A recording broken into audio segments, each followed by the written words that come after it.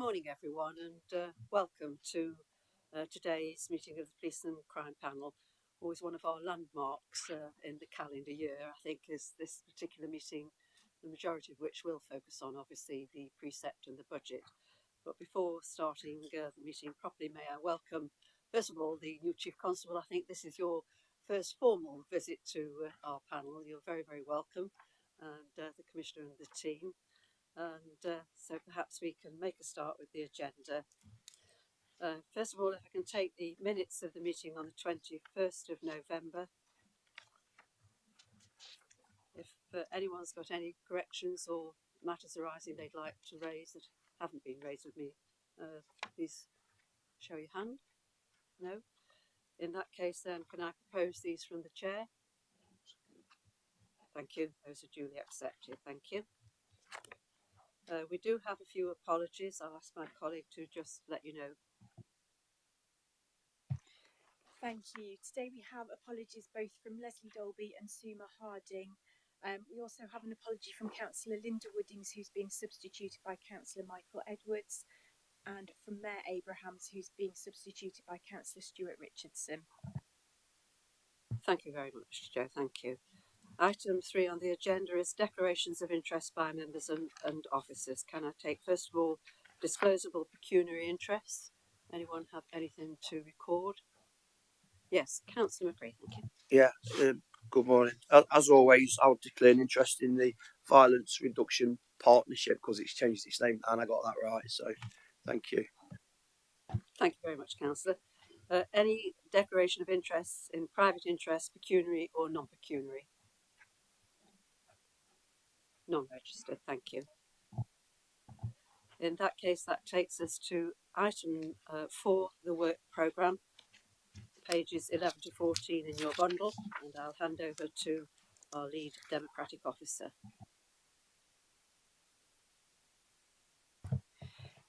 Thank you. The work programmes before members today.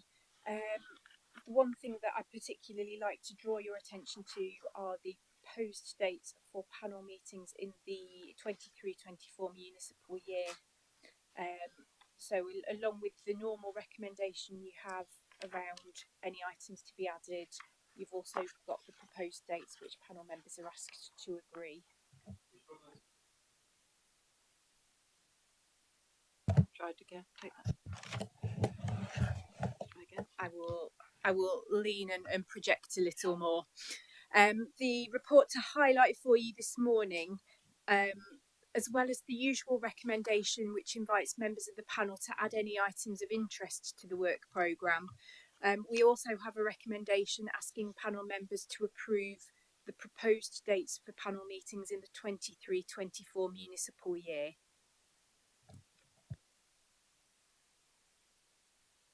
So hopefully did everyone hear that time? And hopefully can you hear me?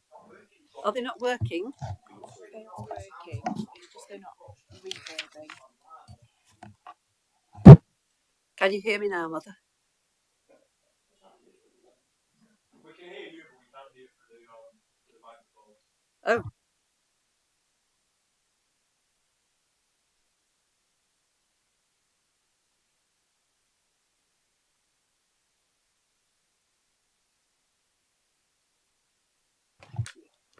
Shall I try again? Is that better? Okay, thank you very much. We've got the technical problems sorted out. Right, I was just asking members if everyone was supporting the work programme. I think that was where we were before we had the technical hitch. Yes, thank you. I'm getting a thumbs up. Everyone's, I think, tentatively agreeing the date. It's always very difficult to think what you're going to do in 2024 when we've already got the time to start and think in 2023. But thank you anyway. Before we just come on to item 5, which is clearly going to be the bulk of today's meeting, which is the Police and Crime Commissioner's precept budget for 2023 and 24, there are a number of people we'd like to just thank because it's easy to forget when we get detailed conversation going. First of all, can I thank the Commissioner and the Commissioner's team for the work they did in the preparation to the workshop and also the information that we received this morning in answering to some of the questions we sent to you, Commissioner. So thank you. It's always helpful to understand what's a complicated precept budget. So thank you for that. And if I can equally record our thanks to people from the Democratic Services Office and Finance here at the County Council, ditto for their contribution for the second workshop, again, which is highly valued. So hopefully people agree with those sentiments. Thank you.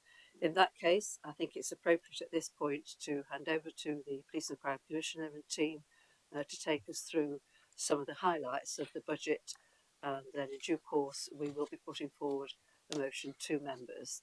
I explained to members this morning that when it comes to putting forward the vote, we will ask people to keep their hands up for a few minutes so that we can make sure we record everyone's contribution, whether that's supporting the proposal, vetoing the proposal, or abstaining. We need to make sure we capture those individually. So that's just a little bit of admin work beforehand. So over to Commissioner, and welcome. Thank you very much, Chair.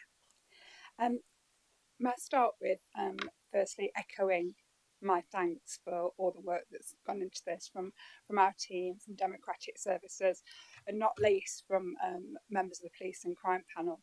Thank you for being so engaged with this. It is such an important thing that we get right, and I really value the scrutiny and the questioning that you've already done, and I'm expecting some more of those scrutinising questions today. I've just got a handful of slides to go through. I'm just going to talk quickly, then I'm going to pass on to my CFO Gillian and Dan to talk about the consultation. But I just wanted to set the scene. I know you've got loads and loads of papers, but actually I think what we've just been talking about trying to predict what's happening in 2024 is really important here, because it's not easy to come to you today when we've got this cost of living crisis to ask you to approve a precept increase. I know people are really struggling, so it's not a decision I've taken lightly, but we must recognise the fact that the police are facing the same financial pressures as everybody else. You know, our costs are increasing. I have a duty as your Police and Crime Commissioner to make sure that we have an efficient and effective police force in Nottinghamshire. And to do that, I have made the hard decision to ask for the maximum precept this year. But before I did that, I've really listened to what the public needed from their police force. We've done an extensive consultation, which I know Dan's going to fill you in details of how we did that shortly. And we did find, yes, we know people are really struggling at the moment. But our consultation also confirmed that residents truly value the police service in Nottinghamshire, and they're really sympathetic to the challenges that we're facing. Sadly, as the public sector finances are tightened, increasingly police are being leaned into more. In the last year alone, our 999 calls have increased by 14%. Just to give you an idea of context, that's 230,000 extra 999 calls. But what's also shocking is that the 101 calls have increased by 750,000. Mental health incidents are being picked up more by the police and have been rising year on year. We need to protect our most vulnerable, and child sex exploitation is up. The reported domestic abuse is up, and reported rape and sexual assaults are up. Investment in prevention at times like this is more important. So it's absolutely critical to stem in demand. I'll pass on now to the budget proposal led by my excellent CFO, Gillian. Thank you very much, Commissioner. If we go to the next slide, please.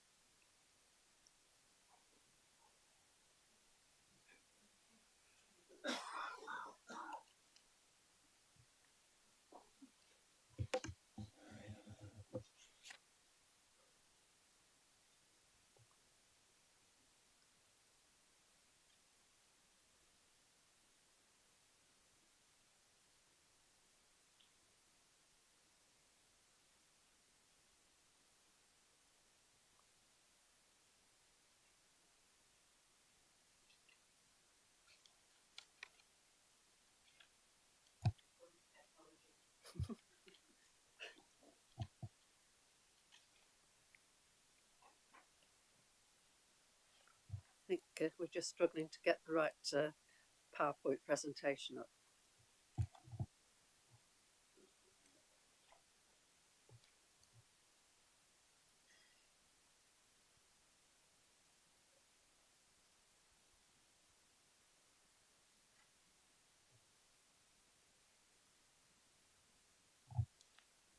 Is it, can I just ask a question? Is it possible to move on and then come back to Gillian when we've just sorted the technology? Because it might answer some of the questions that get asked as well. Mm-hmm. It's down to you if you can move on. It would be helpful because I wanted to show you how much. Well, if people are content just for a few more seconds, Yeah, if that's we might okay. need to call someone Because from the technology department. Yeah, Councillor.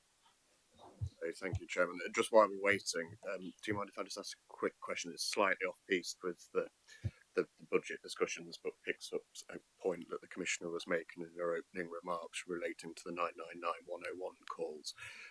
Obviously, you'll recall at the last panel meeting I asked you regarding the mental health issues, and obviously I indicated again, hopefully that wasn't me, that we're still in a red territory, but this also feeds into a conversation that we had at Health and Wellbeing Board the other day. I was just wondering, and not necessarily you could answer this question today, but possibly feedback, in between the 999 calls and 101 calls, do you have sort of a breakdown how many are related to mental health? Thank you. If I could come back to you with that on a more detailed next time. It's really interesting because you get the ones that are tagged as mental health calls, but you get the ones when you get there that actually it is a mental health reason too. So it's not as easy as just giving you a percentage of how many people call in and say it's mental health related, to when you get there and that's what people can see, and also a lot of the missing people. A lot of that is created by people who are in mental health crisis too. So it's not I couldn't give you an easy percentage because it's a really complex issue, but it is something that we're looking at, and there's nationally Humberside have got an initiative that they've done called Right Person, Right Care, Right Agency, and we're looking at how that could be used in Nottinghamshire too. Thank you. I think we've mastered the technology now. Is hopefully that's the first slide for you. Okay. Yes, lovely. Thank you very much. So what we've tried to do here on this slide is just set out the entire budget, but showing some of the important components within there. And if we start on the right-hand side, look at the expenditure side first. So I've tried to show you there the gross elements of the budget, so before specific income's taken off, so you can see the scale of the numbers really.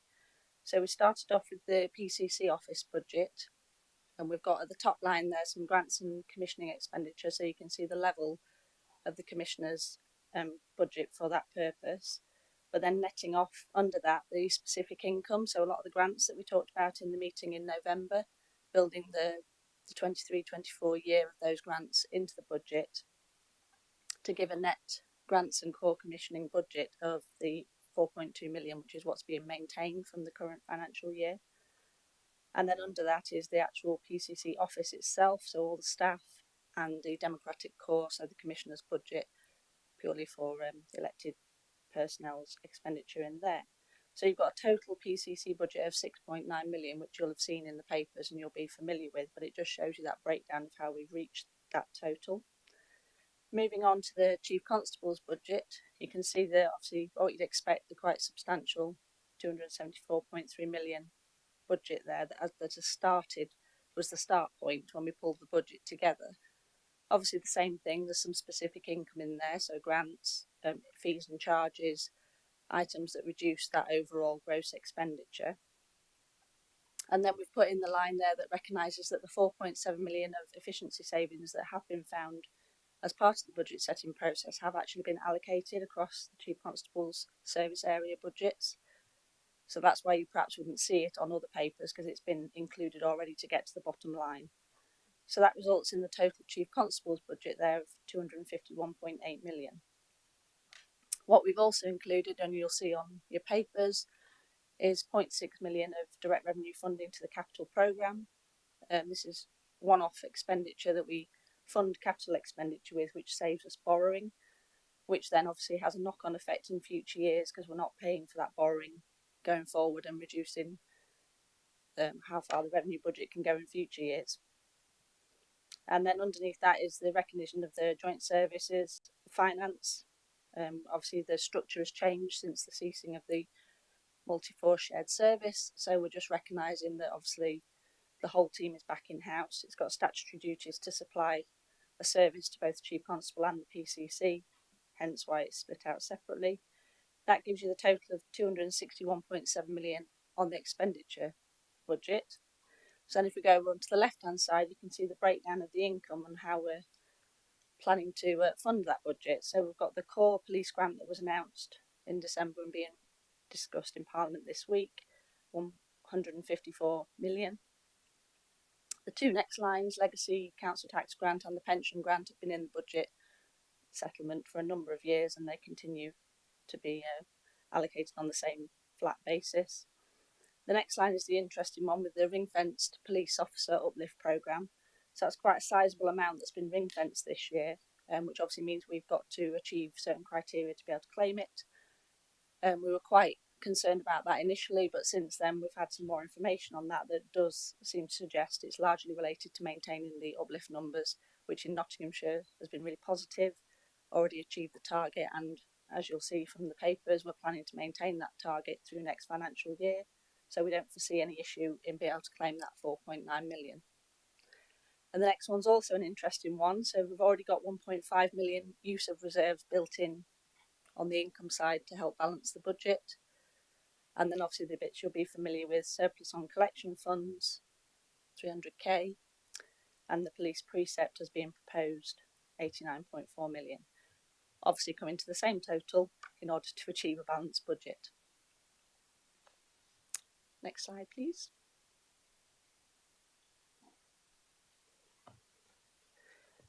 Just two key areas to talk about within the budget. Obviously when you pull a budget together, it's no surprise that budget holders have a significant number of budget pressures, but the last financial year has been a little bit more extreme than that, with obviously the economic climate that we're all living in and experiencing has put some significant additional pressures on the budget. Just highlighted a couple there, as you'd expect with such a sizable staff base as part of an organisation such as ours.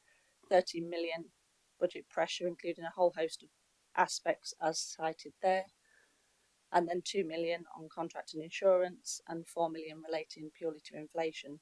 So not been an easy year in terms of pulling the budget together, but as part of that process we do ask budget holders to identify efficiency savings, better working practices, or actually just recognise that the way we deliver something has changed. So the 4.7 million of savings and efficiencies that have been identified are split out there. 1.9 million exiting that multi-force shared service. Obviously, conversely, in the pressures, some of that is some of the staff restructure we've had to put in place in-house. 1.3 million has been identified in ICT budgets.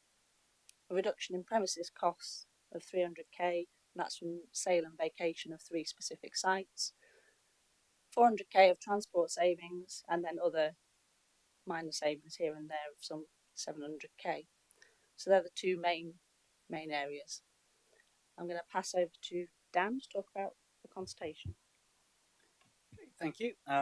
So very quickly, because I know you got this sort of covered in your in the appendix of your papers, but the Commissioner obviously has a statutory duty under the Police Reform Act to obtain the views of local people and ratepayers on the precept proposals, and I do think that in Nottinghamshire we've gone above and beyond that core duty in the way that it's been fulfilled.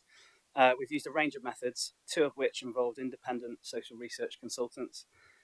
We've reached around 4,500 people over the space of the last year, which has included a robust and representative sample of residents as part of our police and crime survey, and some rich information obtained throughout the focus group feedback that we received. And you can see the kind of headline results there on the screen. So over on the far left, we've got the results from the police and crime survey. So this is around 4,311 people surveyed over 4 quarterly tranches over the last year. It's probably important to note that this was set at a time when we've been given assurance from the government of a £10 precept threshold during the year. So little did we know at the time, unfortunately, but it does give an indication of support, general support for the precept increase. The middle pie chart there shows the results from our focus groups, which managed to elicit a response from all of the participants, the 39 participants that took part in the focus groups across the 4 community safety partnership areas. So yeah, we obtained a yay or nay from each as part of that process. And then finally, and this is the bit that you won't have seen, since the online poll closed on the 5th of February, just over on the right there, which obtained the views of 144 residents from across the force area. As an open poll, it was difficult to ensure any sort of level of representativeness, I guess, of the responses. But we did receive a relatively healthy batch of responses from every local authority area across the patch. And sort of looking across the 3 different measures there that we've used, you can see that on balance, across all the methods used, we did see a high level of support for an increase in the precept than those that didn't support an increase. The reasons were predominantly a wish to support and preserve what residents feel to be an absolutely essential service. We saw quite a high level of empathy for the financial challenges that the force were facing, as well as recognition that households were also facing those challenges, as well as other agencies.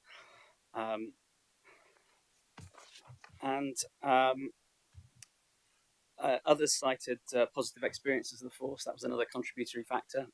So personal experience of interaction with officers. Reasons for not supporting the precept, it won't surprise you, obviously the predominant issue was the rising cost of living, particularly in Mansfield and Ashfield, and a feeling that the police could be more visible in Bassetlaw and Newark and Sherwood. But on balance, we saw support for an increase across all of the consultation methods and all of the local authority areas that were surveyed, certainly as part of the police and crime survey, which is kind of our most robust, locally representative sample of public views on the matter. Okay.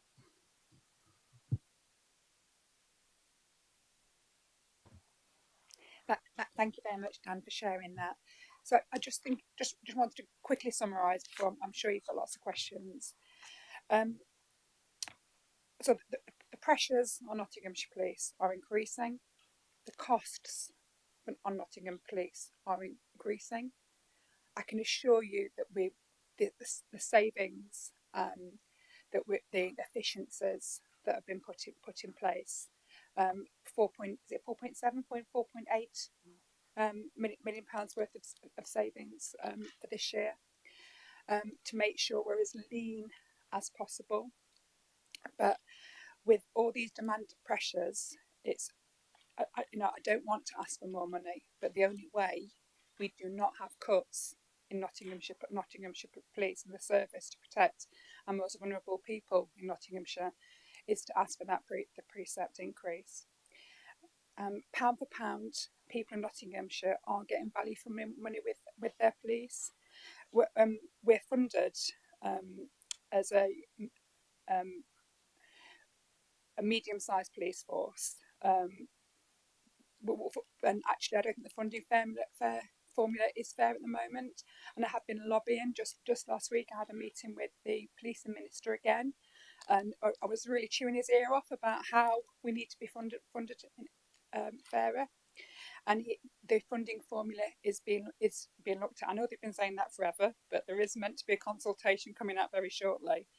And I can't hand on my heart say to him, we need more funding. If I get an opportunity to get more funding, I don't take it. It's very difficult to justify that. The public have overwhelmingly, when you speak to them about what would happen, about the cuts that would happen, they do support. I know nobody wants to pay more, but it is only a very small increase to make the money work. And if we didn't do it now, we can't get it back next year. I'm building problems for the future if we don't take that money this year. So I would like you to consider supporting me for the increase on the precept. Thank you. Thank you, Commissioner. I think it was, for some people, it was quite difficult to read some of the small prints, hence why I was looking away and looking at my colleague's screen. But thank you very much for the presentations you've given. Is there anything else you want to address in your report before I ask members if they've any questions? No, fine. Thank you, Chair. Thank you. So, colleagues, you've heard the shortened version of the presentation in the sense that the two workshops went through some of the information in great detail, so I'm quite sure there will be some follow-up comments. Would anyone like to kick off with any questions? Yes, Councillor Smith. Yeah, thank you, Chair. I've got a couple of questions, but with your indulgence, my first one would actually be to Dan. Sorry, Dan. I know I'm putting you on the spot, and I know you probably haven't got the information, but it would be really interesting if we can have a breakdown of the districts of that consultation, so what the results were from each individual district, just because I'm a bit of a geek. So that was my first. My second one is to the Commissioner. Now, I understand, I heard what you've just said about the Minister for Policing. What level of pressure are we putting onto the Minister to sort out the amount of government grants? Because we are in a cost of living crisis, everyone is struggling, and it just seems to me that the way the government are helping at the moment is by saying, well, it's all right, we'll raise the precept you can increase from 10% to 15%. Now, for me, that's not the government helping. What is the government willing to do to come and actually help in areas where places like Dan said, Ashfield and Mansfield have said that they can't afford to pay an increase on the precept? Everything's going up, but the government's answer just seems to be tax more people. And I know that you can't answer that, what the government think, but what are you doing to really push the government to make them change their mindset that you can't just keep taxing people? We've got to find a different way around of doing it, because you're right, everyone is struggling. And I know that everything's gone through the roof, gas, electric, petrol, diesel, everything's going up, but we can't just keep passing the buck on to the residents. And I'm not saying that is what's happening, but that's what it appears to my residents. And sorry for that slight digression there.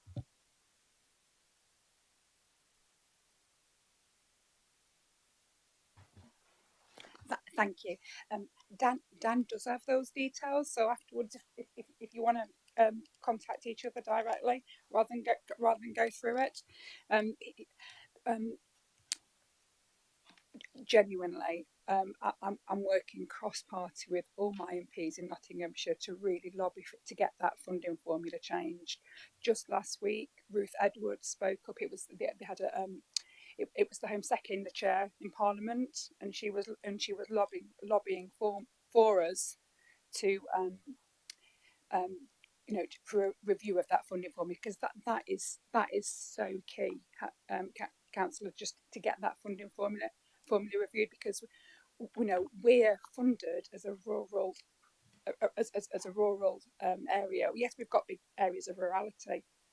Is that right? Real world? Didn't sound quite right. You know what I meant, countryside, etc. But we've got a big metropolitan. We've got the 11th biggest city here in Nottinghamshire, and we've got real pockets of deprivation. Sadly, some of them in your patch that have a greater need actually for policing. So I will continue to lobby, and we'll do it robustly. But we've got to do a bit of a pincer movement, not just me, with our MPs, all lobbying for that review of the funding formula. Can I just say, come back, Councillor just Smith? one more thing? In the House of Commons last week, when the Home Secretary responded to say the imminent new funding formula, which they're giving assurances that it's going to happen in this parliamentary term, and they're talking about all the 65 different indicators that they're going to be looking at. She also did flag up the great leadership in Nottinghamshire Police, because other forces are in a real pickle. We've got other forces who can't get a balanced budget, even with the maximum precept, and having to make cuts. There's some forces in this region who are having to cut all the PCSOs. I can't let that happen on my watch. Thank you. I've got Councillor Khan and then Councillor Lee. Thank you, Chair. So I've just got a few questions, Caroline. The first one is to do with workforce. Now that all your posts within your new structure have been filled, is the new structure delivering the efficiencies you had projected? And what I really want to ask actually is, in there you've kind of answered some of this in your responses to the committee, but it said better community engagement.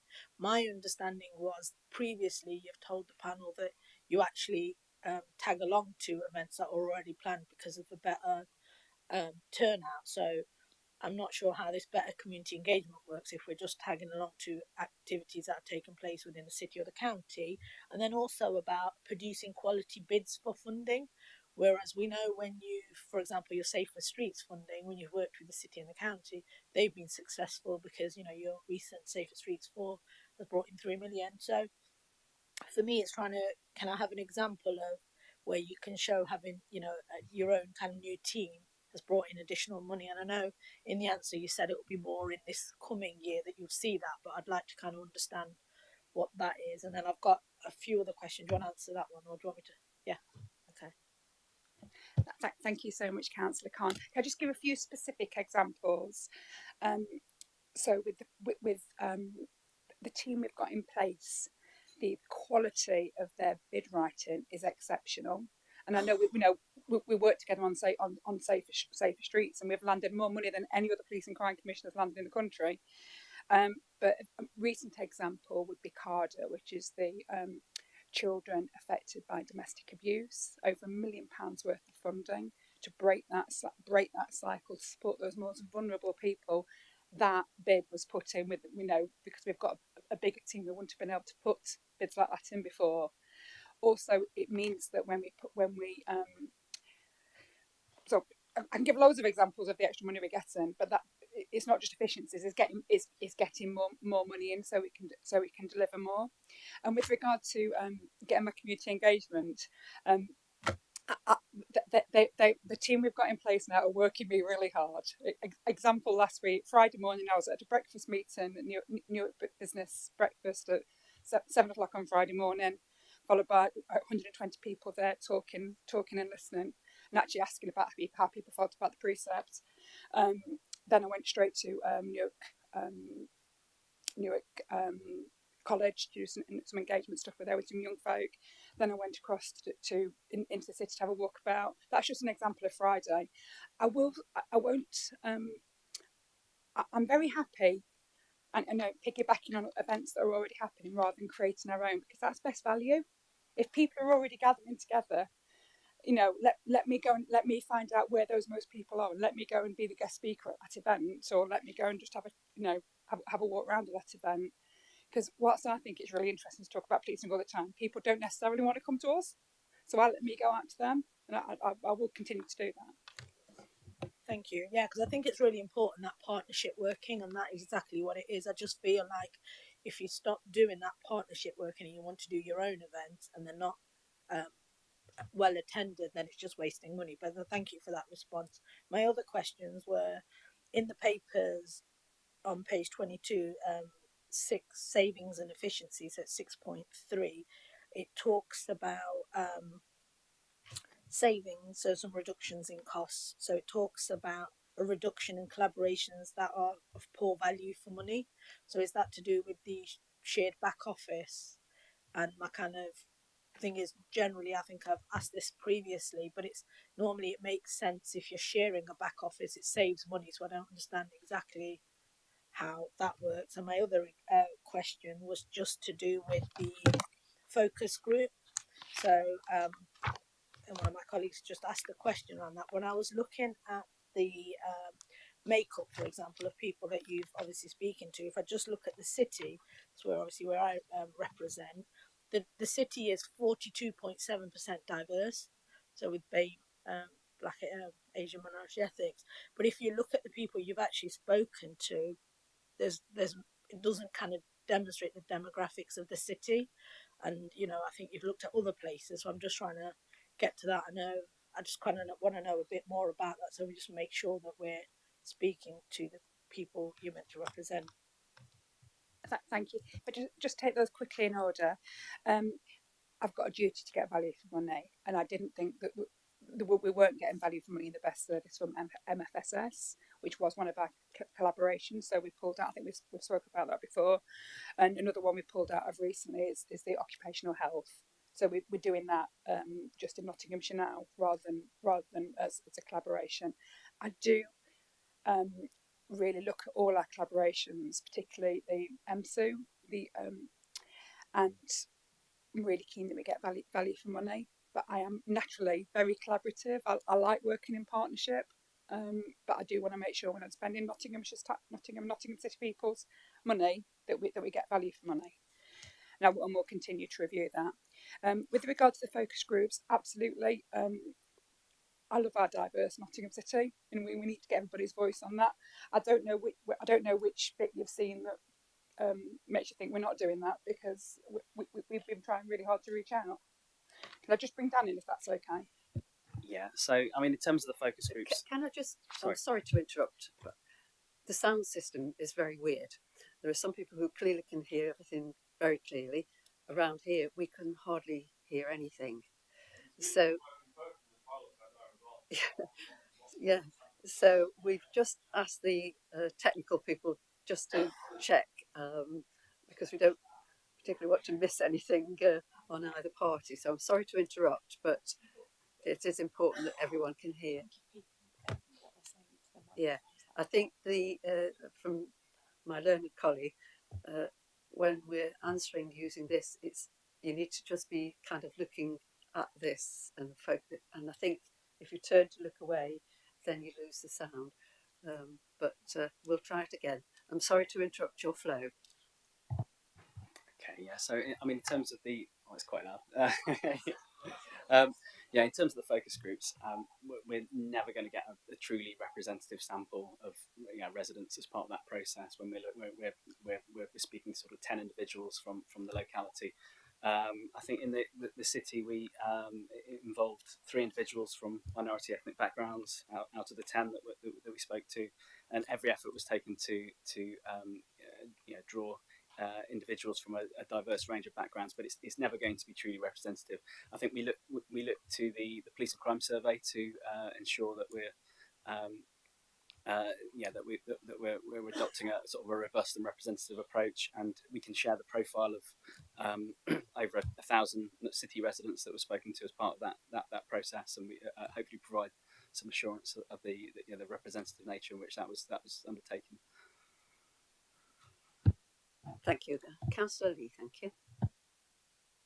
Thank you, Chair. I just wanted to make comment to Councillor Smith's comments and then ask a question. Is we have to remember that national government, local government and the police, we don't hold our own money. It's not our money. So no matter where that funding comes from, if it comes from increasing the precept, national government funding or the county council, it's still our money. It still come from us originally. So to make comment is, are the police going to fund this, or are you going to increase the council tax? As far as my wallet concerns, it makes no difference, because it's still coming from my wallet. It's still coming from my residents. So I think stating that doesn't matter. As long as the police are getting the funding so my residents feel safe, I'm comfortable. If it's coming from national or coming from the precept increase, as long as you can defend that the money's being spent properly and you've spoken to residents, I've got no concerns. My question is on the figures, I think there was 40 people that were asked. Even if you just attended all the borough and district councils, you'd have got more than 40 people. And I think that's something you've made comment to, attending meetings that were already arranged. Just by attending parish council meetings, you will get, and the town council meetings and district, you'd have probably got, off the top of my head, about 6,000 people, and you'd have got a range of community because we represent the community in the different ranges, different ethnic backgrounds, different ages. That alone, you'd have probably got a higher increase. That's all I'd like to mention on. Barring from that, thank you very much for the report. Thank you very much, Councillor Lee. I am doing a lot of visits as well. It's just we don't have the evidence. I don't make them tick a box to say whether yes or no they approve the council tax precept. But I promise you that this has been on my mind so much. Even down the pub last week, I was, people know what I do for a living, and we were talking about it. And if I can convince the people in the pub where we were that this was the right thing to do, it's just a typical example of people want to feel safe, and the police need the resources to make that happen. And as long as the people want to know that we're spending money wisely, they want to know that we've got as many efficiencies in place as possible. Nobody likes spending more money, but I am always asking about this. When it comes to just mention parish councils quickly, the newsletter that we put together does go out to parish. We've got a new newsletter called Connect. That is going out to parish councils now. Hopefully you've got it. Yeah, and also we're looking to do an event specifically for parish councils. It's really important we engage. Thank you. No, I completely get you're engaging. The thing you did last summer in Newark, superb. But what I am saying is, if you're going to attend these meetings anyway, and example, at some point you're going to be asking the question, have some of the surveys in your bag, so at least you can do is hand them out, and that's 20 people fill them in. You'd have got more than 40. It wasn't a criticism, it was just an observation, that was all. Thank you. Councillor Introni, thank you. Thank you. Thank you, Commissioner, and thanks for your report. I was very pleased to see and hear about you lobbying the Minister recently about a fairer allocation of resources. May I ask, in terms of allocation of resources, what assurances can you give people in the more rural areas of the county, such as Newark and Sherwood and Bassetlaw, which are the two biggest districts geographically, and who pay considerably more per person towards the police than in the urban areas, that resource allocation and fairer resource allocation will be addressed? Thank you. And I do that.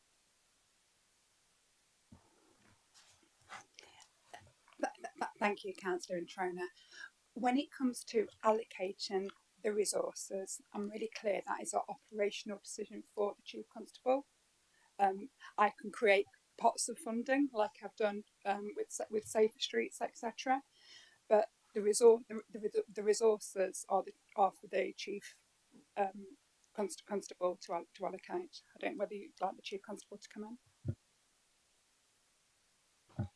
Thank you very much. So in relation to allocation of resources, as you would expect, we do that based on risk. So we have to put our resources where the greatest risk is. With the uplift officers, it's enabled us to put more officers across the county. So you'll be aware of the reach teams that we've been able to do, knife crime teams that we've been able to duplicate city and county, as well as burglary and robbery teams.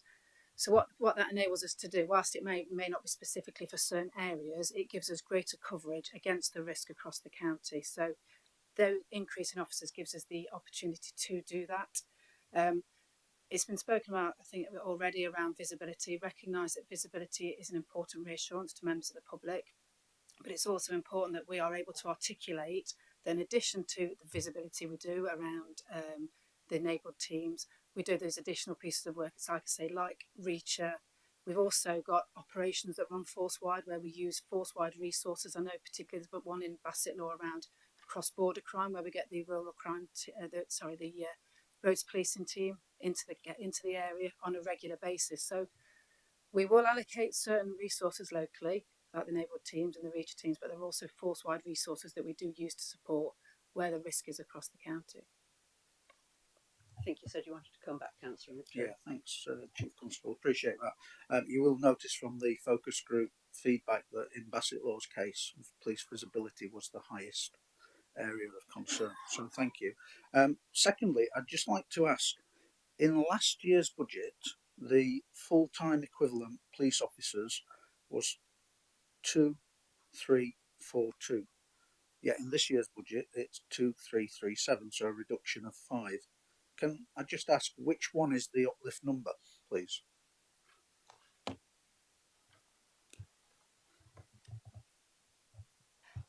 Whilst I was going to say, I think they're trying to just check that for you. Yeah, two. It's the 237. Actually, Yeah, the uplift number is the 2337, which is an uplift of 397 in total.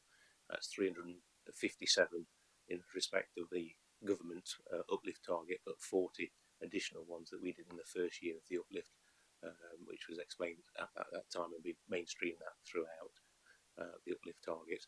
The difference is just one is reporting what the actual was as opposed to where we were estimating at the time. So when we produced the budgets, we would have estimated about 5 additional levers that didn't happen. So we just happened to start at a slightly higher level than we had originally anticipated.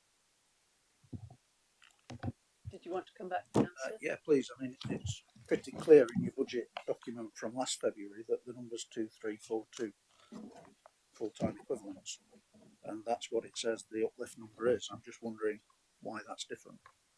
And as far as a reduction or an increase in churn over December, the 2337 number is stated as being the number that we're going to carry on through the whole of the year. Yeah. So obviously at any one moment in time, we recruit police officers not on an individual basis but on cohorts. So we tend to recruit either normally a minimum cohorts around about 16, but can be as much as 24.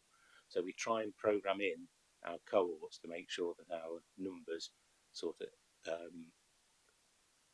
merge, sort of average, sort of always achieve at least the uplift number, which is the 2337.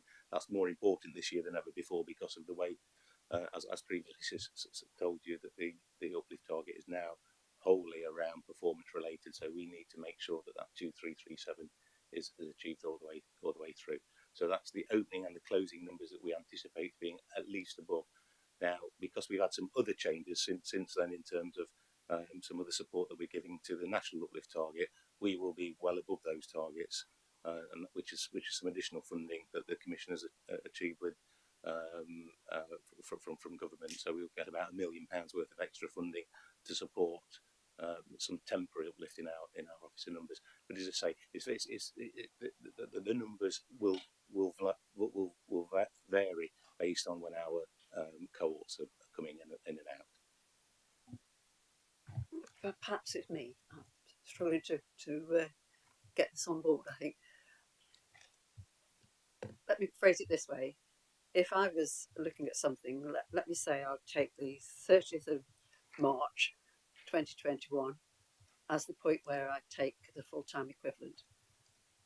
2022, 31st of March, I do it again.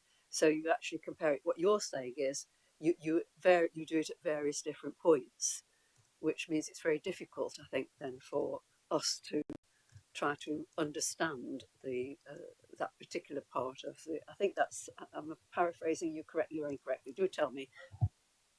I understand that things are fluid through the year, but the budget for last year clearly states that the closing balance, 31st of March 2023, would be 2342. Yeah, that was the best estimate in January. In January for the note for the 31st of March position. Okay. So is this just an estimate at 2337? Yes, it is, because obviously we don't know what absolutely will happen. But the uplift number is 2337. Right. Okay. Thank you. Thank you. I've got Councillor Edwards and then Councillor Inglis. Thank you. Thank you, Chair. I want to refer first of all to page 26 of the pack, the Make Knots Safe plan. Now, I imagine that's quite a substantial document, and to proceed any kind of substantial document runs risk. But I mean, given the amount of effort we're spending on cyber, as I understand that's growing, I say it's not actually listed in the priorities. And I'm just a bit sensitive at the moment when documents don't talk about dealing with drugs. And that's not cited there. I think something is going on whereby Operation Reach is satisfying people on an operational level in terms of they think it's having an impact and having results. But I think at the neighbourhood level, I have problems with that kind of operation actually demonstrating an impact. So I've asked colleagues on the City Council to discuss that with senior police officers elsewhere, but I am concerned that Operation Reach is not accountable in the way that neighbourhood is, and that there are problems going on with drug dealing not being dealt with to a satisfactory effect. My more specific question, first of all, picking up on page 51 of the packet, it says provisional service budgets are proposed for 2024-25 to 2027-28. The government has yet to make set grant allocations for these years. Well, welcome to local government. I mean, just blooming heck. I mean, we have that in spades. We still have a situation, by the way, that we, in setting a budget at the City Council, we still don't know what adult services we're actually expected to provide within the figures that we've been given. So it is just terrible at the moment in terms of us having gone from an era whereby we used to get our grant settlement in something like the first full week of December, and we know what the expectation of all that money is. Now it's chaos. Now it's chaotic. Now, page 27, there's something that's slightly alarmingly, but I'm sure it's not meant to do so. The increase, this increase is in a ring-fence grant. So this is talking about this national uplift in a ring-fence grant, and it's therefore unclear whether this will be included in future years. Surely we're in a situation where we do expect the government, having made all this proclamation about uplift numbers, surely we're in a situation where we can fully expect that to be continued. Perhaps the Minister in your discussions has made that clear. I'll then move to page 29. The grants provided to policing for 23-24 provide for the additional police officers promised by the Prime Minister, but this is predicated on maximum use of preset flexibility. Now, in the city, we are very clear that we are having to raise our council tax by 5%, 3 plus 2%, 2% for the adult social services. We are also pretty clear that if we didn't do that, we would risk not being able to claim something like 2.3 million in a special fund, such that we maximise the social services abilities to relieve pressures on hospital beds. So we are clear that the 2% rate gives us 2.7 million in council tax, also enables us to get a 2.3 million grant. What I've heard in the presentation is that you are expected to do the maximum use of preset flexibility. Otherwise, you can't bid properly in the future negotiations over funds. And I thought the papers were hinting at something stronger, that actually there was a grant you wouldn't be able to claim if. Right, okay, so it turns out there's a different story here. This is about your lobbying position to get you the 5%, rather than an explicit statement by the government that there are certain funds you won't get unless you do the 5%. Okay, well that's quite clear. I was a bit surprised by that, because I thought you were actually having the pressure that we're having as a city council, as this is why you need to raise the full 5%, or else you will lose out on a 2.3 million extra bid. So yes, I mean, the fundamental point remains: you have to invest on stopping the problems being in society in the first place, so that police can actually be focused on the stuff that we've always wanted them to do more of. And you have to be not only tough on crime, you have to be tough on the causes of crime. Yeah. Thank you, Chair. You want to come back? Is it okay if just on if I just come back on a couple of those points, if that's okay? Yeah, the bit on page 26 it is just a summary. Yeah. And when you look in the full police and crime plan, it talks a lot about fraud and prevention and drugs. Because I'm aware that 40% of crime now is fraud. You know, it's important, and we are increasing our offer to fraud in Nottinghamshire and working nationally as well on that. The ring fence money with regards to the PUP, the police uplift programme. We've been getting, we've done really well out of the police uplift programme by getting bonuses because we've been doing so well at achieving the uplift. And actually, I've also took the advantage of getting some extra police officers in early.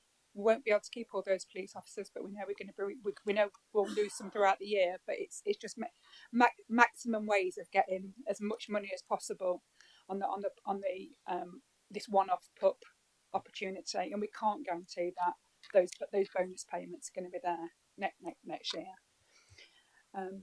With regards to having to maximise the precepts, we're under the same pressures as you are in the city council of increased costs and increased pressures.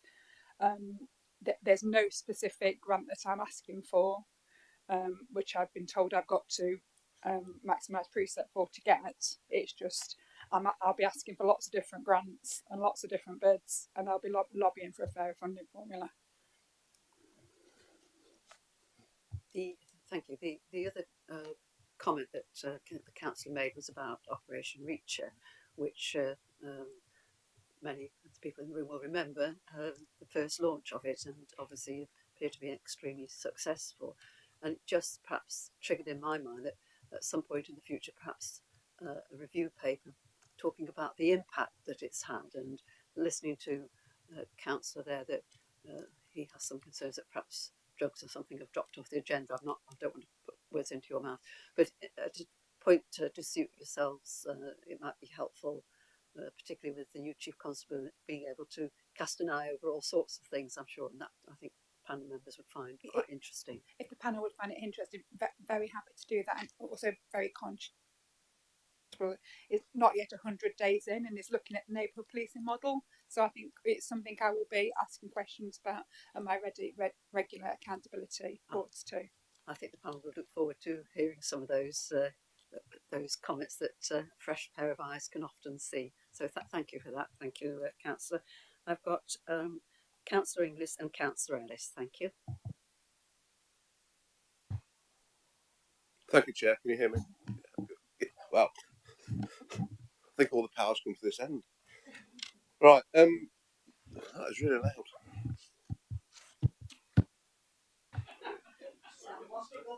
I'll stand out in the corridor and speak to you. Right, yeah, thank you for the budget paper, which is really detailed, and how it gives the efficiencies and the reasons behind that. One thing I did pick up on was if the balanced budget wasn't met, you state that it'll be the frontline support staff that will be hit. Is there nothing in the background that can be done for those efficiencies? I appreciate everyone's a cog in the big machine, but I feel it's a scare tactic saying it's going to be frontline, that's it.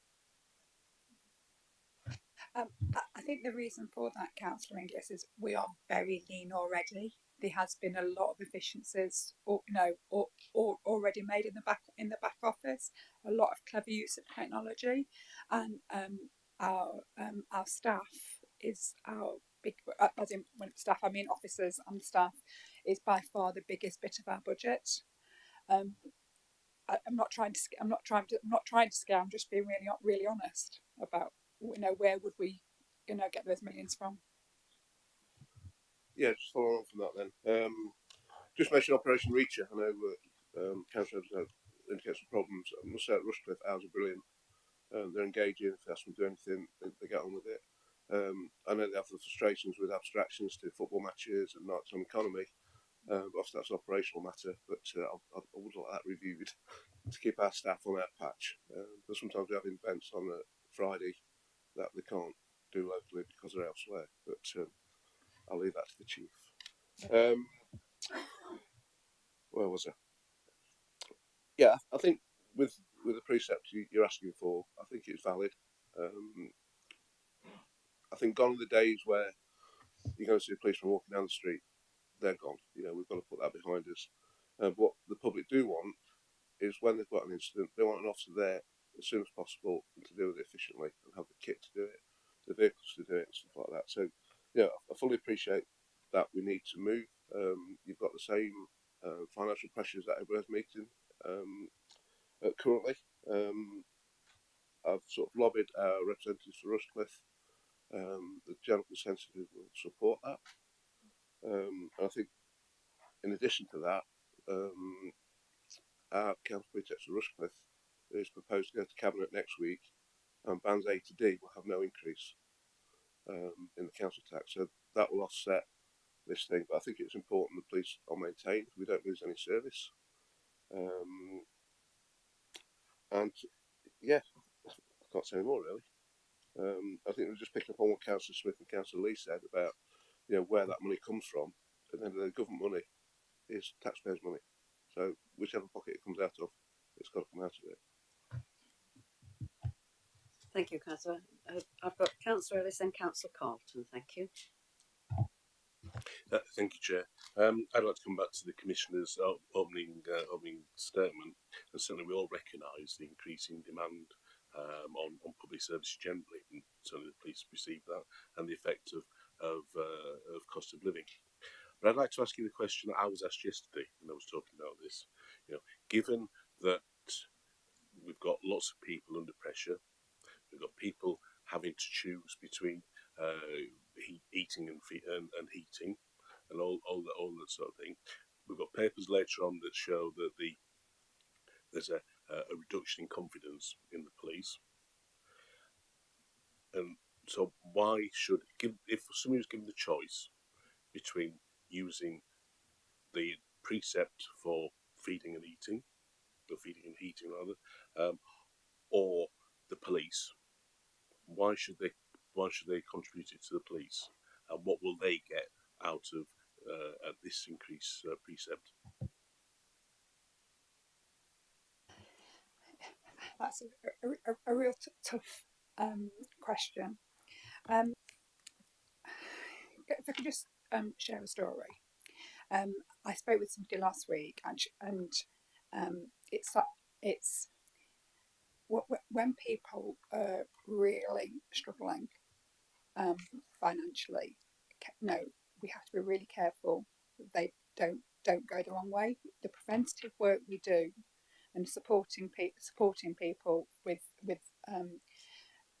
through the police and looking after vulnerabilities is more important than ever during a cost of living crisis. It's not the time to be cutting police services and cutting the preventative work and not looking after vulnerable people. There was a case where somebody was really concerned about financial pressures and was feeling suicidal, and it was the police that found that person first. You're going to need your police more than ever. It's not the time we can cut back. Yeah, I think I partly agree with that. I mean, I agree with you that the cost of living and the pressures that people are under could mean that people go off the straight and narrow. So I agree, and preventative stuff which could just actually mean increasing benefit levels and other things that are outside this arena. I don't think you went to say, it sounded very much as though you were saying if people are going off the straight and narrow because of the cost of living crisis, we need a more authoritarian approach.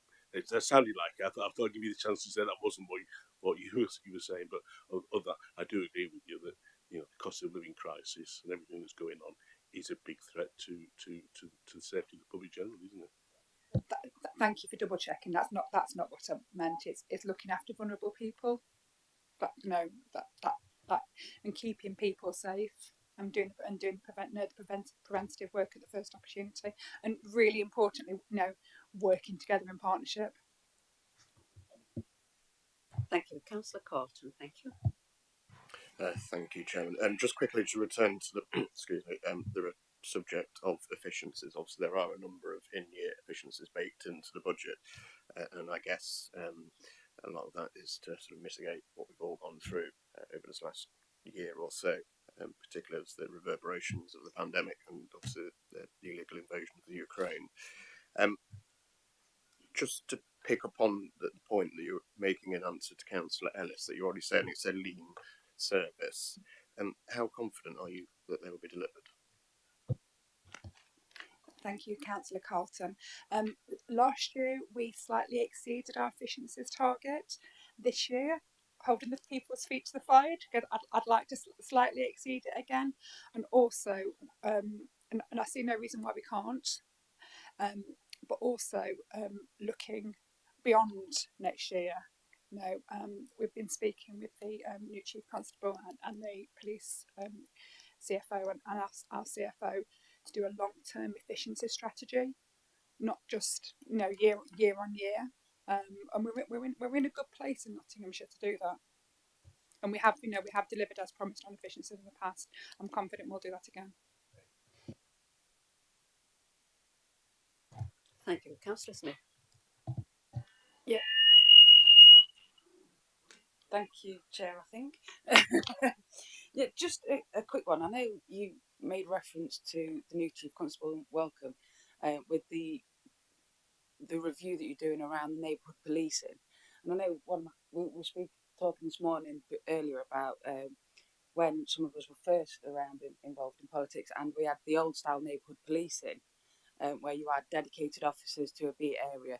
That's something that we've started working on through our community safety teams at the council, and I'm hoping that that's something that as part of this feeds into this review, because I think it's got a much better value for money is the wrong term, but I think it's a much more effective way of dealing with it with regards to preventative policing. And I know probably speaking out of turn to the chair, so tell me to shut up if you can, if you want to. But I genuinely feel that if we'd have stayed along that line of policing rather than changing the way we did it, would we be in the same position that we are now? Because back then you had a dedicated beat officer. The nominals knew who those police officers were. They knew that they'd be coming around the corner at such and such a time, or they could potentially, or they knew that where they lived there and that they lived there, they were a good sort of, if you went there, you could have a nice cuppa and you could see directly what they're doing over there. And I do wonder if we go back to that sort of way of policing, it'd be much more proactive, much more preventative, and cheaper in the long run as well, because you're not responding to stuff. You react.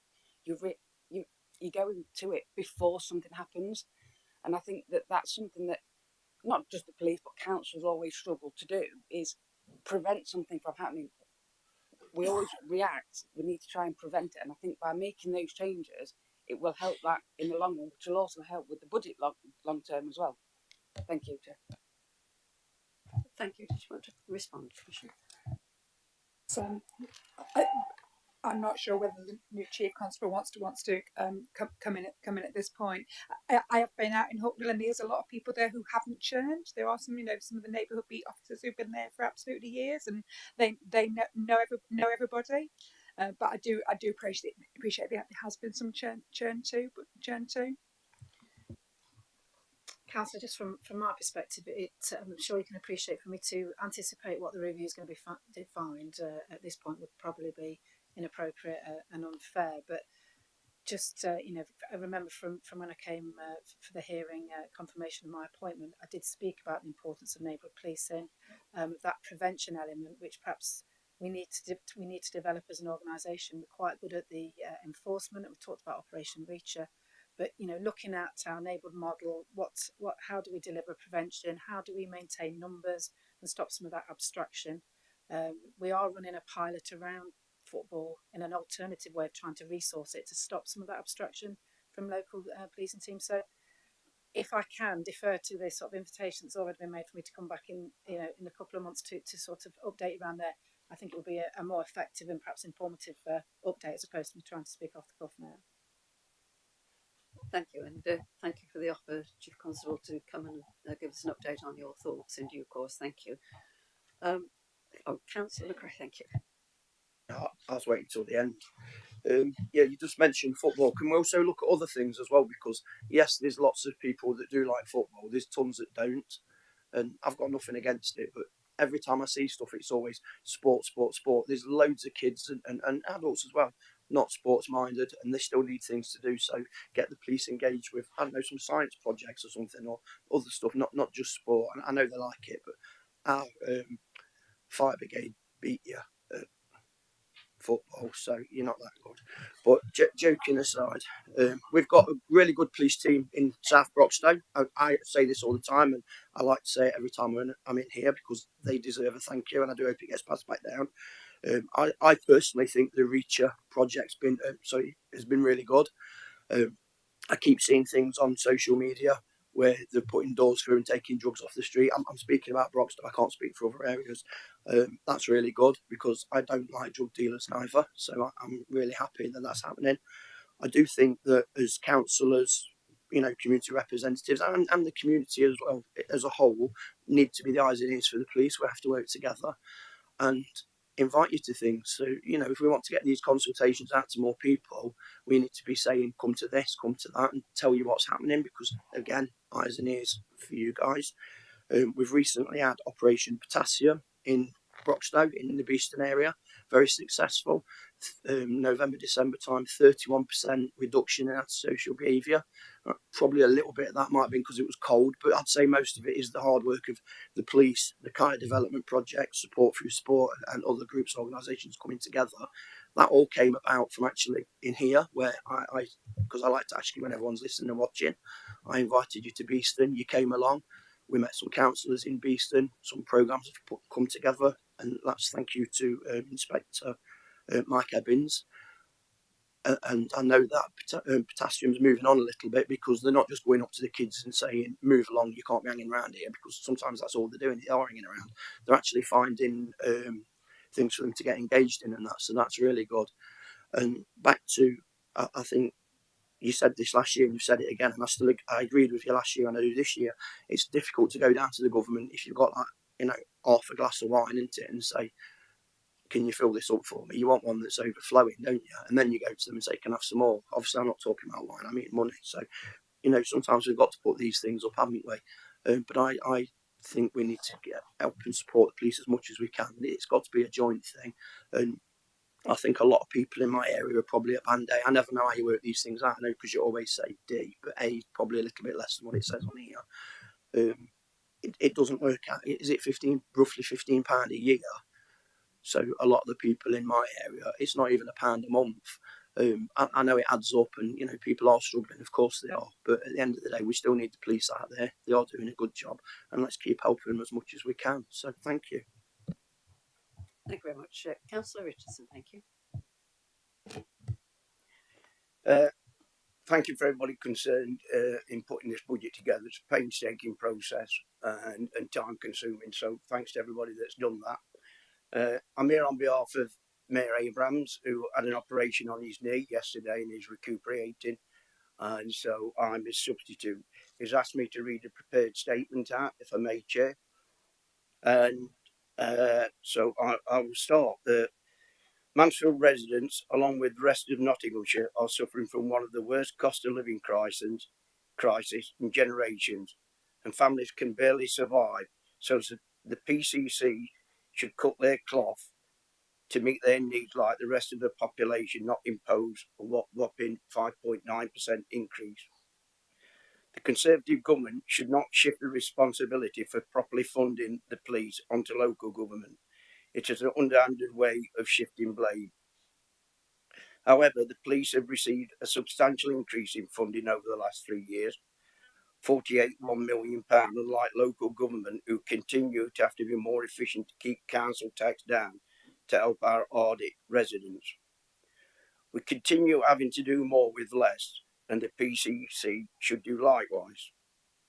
That is why we have frozen our council tax for a second year in succession and take a 10% cut in our special responsibility allowances at Mansfield. If the Conservative PCC wants to raise additional funds, the money should be taken from general reserves, as we are in unprecedented times and there has never been a more justified reason for doing so.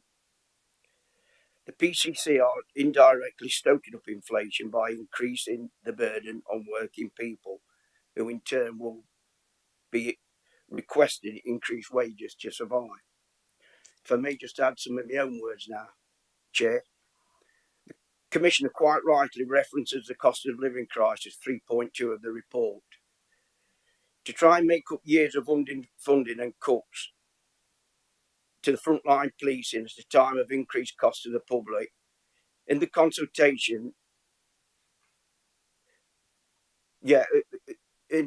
increased cost to the public, all in a very short time strain, trying to make up for years of underfunding to the police force, is putting, at this time of 10% inflation, is putting a lot of pressure on households.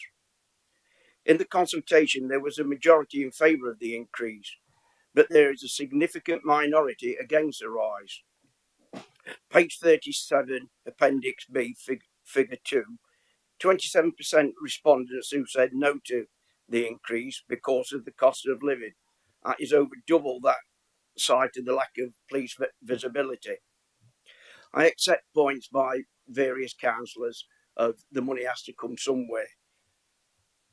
But funding the precept through local taxation is another way of keeping the cost of policing off the government balance sheet and transferring it locally. Thank you, Chair. Thank you. I think my learned colleague here may well need to have a copy of the text. She's tried to take it down as you were recording it, but we'll check with it after the meeting to make sure we've got it verbatim. So thank you, Councillor. Councillor Lee, thank you. And thank you. I'm just raising the comments from the Mansfield District Councillor. It's very interesting because it was actually in the press a few weeks ago, and I'm going to read it word for word because I think it's a little bit misleading what he stated, but I'll read the words and then everybody can make up for themselves. Mansfield District Council Cabinet is proposing to freeze council tax for 2022-2023, confirming that the council will receive a larger than expected grant from the Conservative government. So the reason they aren't raising their council tax is they've been given money from the Conservative government. I just thought I'd raise that. Thank you. Well, I don't have any personal information, so I'm not able to respond to that. Maybe others will have a view.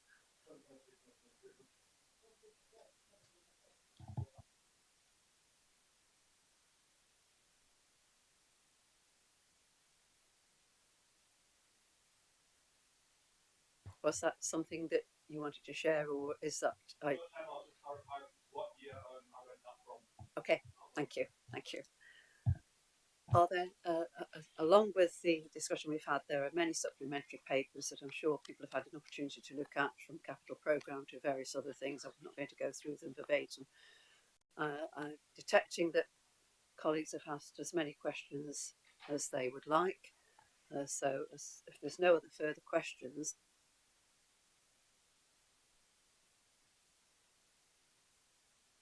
well, I'll shout. The recommendation, therefore, that I'm putting to members today is, first of all, whether they would give a show of hands in support of the Commissioner raising the precept by £14.94.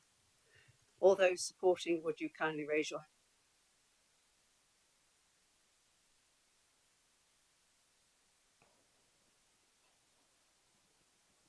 Got everyone? Yeah?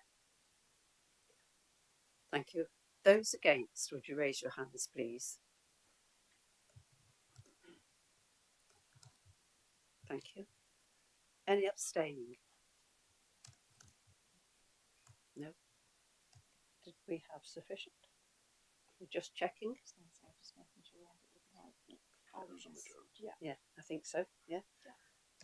In that case, the right number of members recorded a support to the Commissioner uplifting the precept by £14.94. Therefore, that motion is carried. Thank you all for your contributions while I shuffle my papers, and we'll then move on to the next agenda item. thank you everyone for your contributions.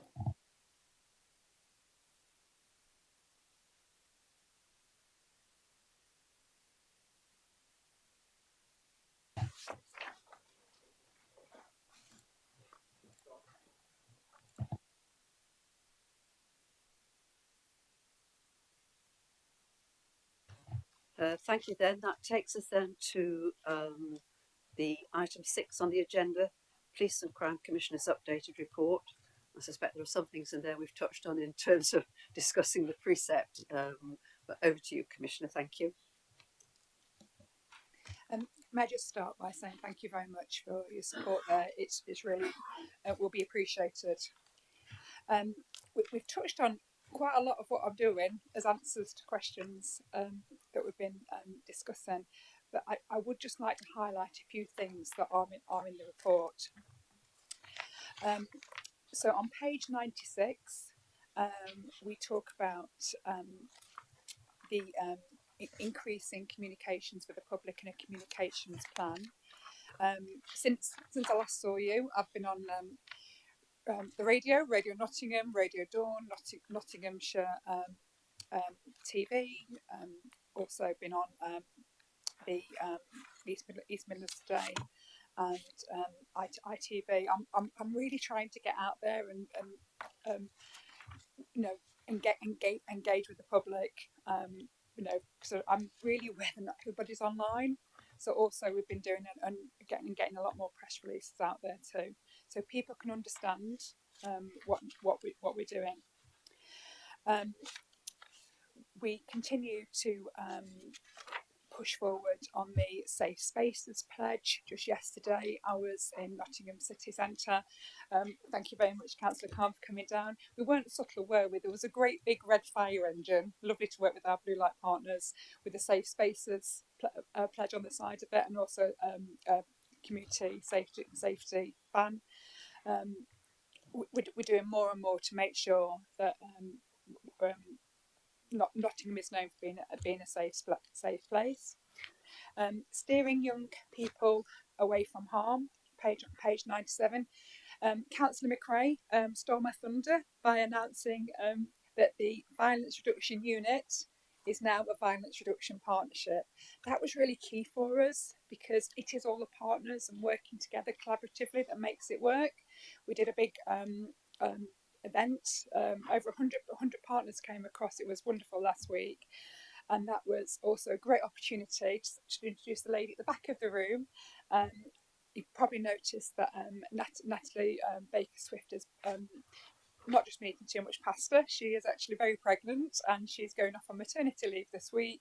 And I'm delighted that we've got Erica Duran, who's going to be our temporary interim head of the VRP to cover maternity for leave for Nat. Erica comes with a wealth of experience. She's worked at a previous VRP, also worked with Nottinghamshire Police and with local government. So a safe pair of hands.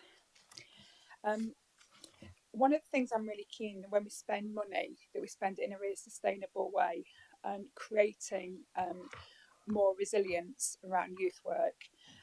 So since I last met with you, we have actually appointed an accredited youth work training opportunity for third sector organisations to make sure that we can train really good quality youth workers. If you know of any youth workers who want access to free training, please reach in. That's being done at Base 51. And also we continue to push forward with our youth charter.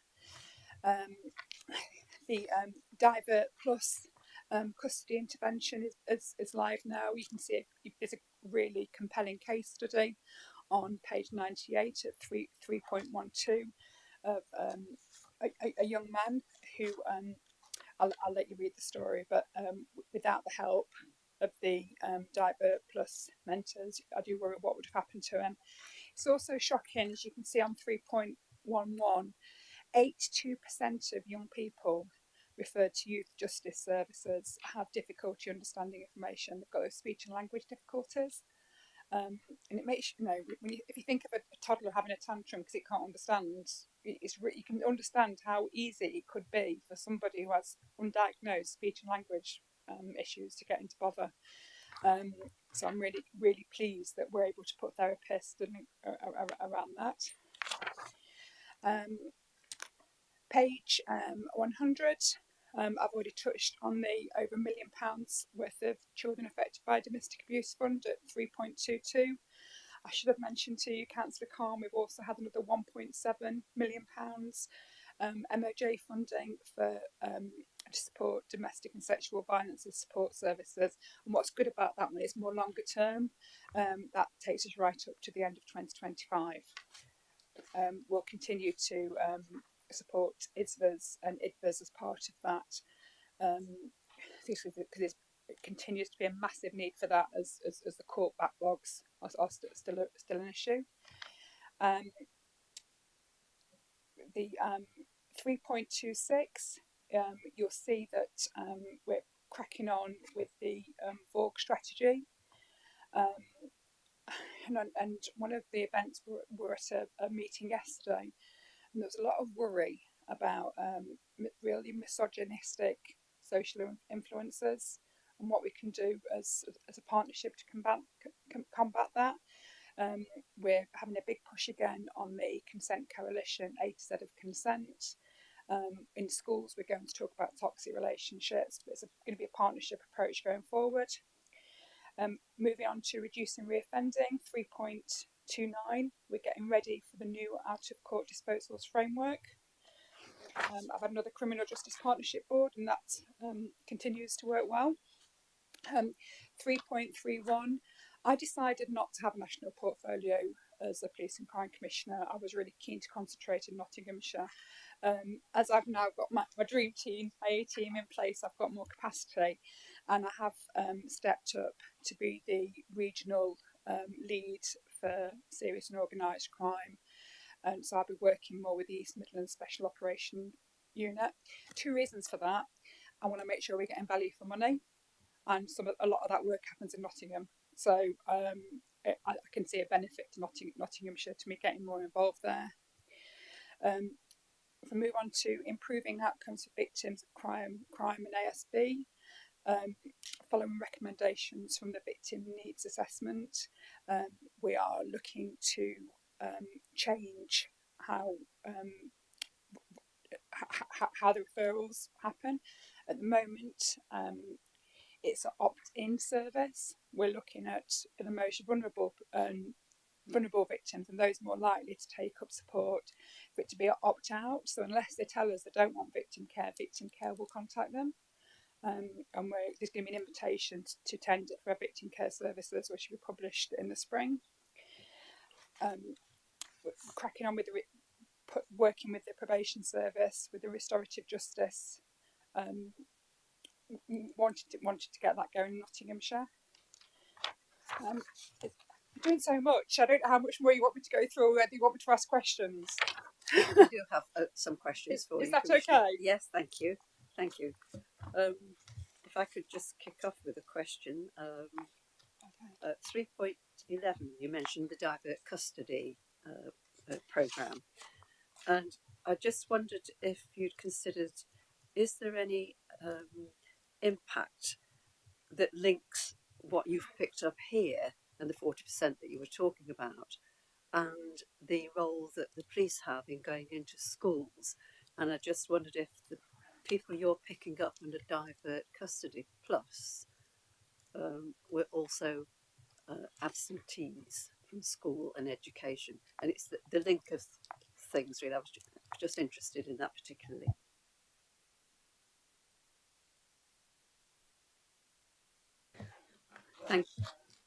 Thank you, Chair. I'm quite close to the delivery of the Violence Reduction Partnership, so with your permission. So in terms of speech and language, yes, there is definitely an overlap. I can't give you a statistic in terms of what that is exactly, but there is an overlap between those that we see through custody, youngsters picked up through Divert Plus, and those not in education, employment or training. And there is thought to be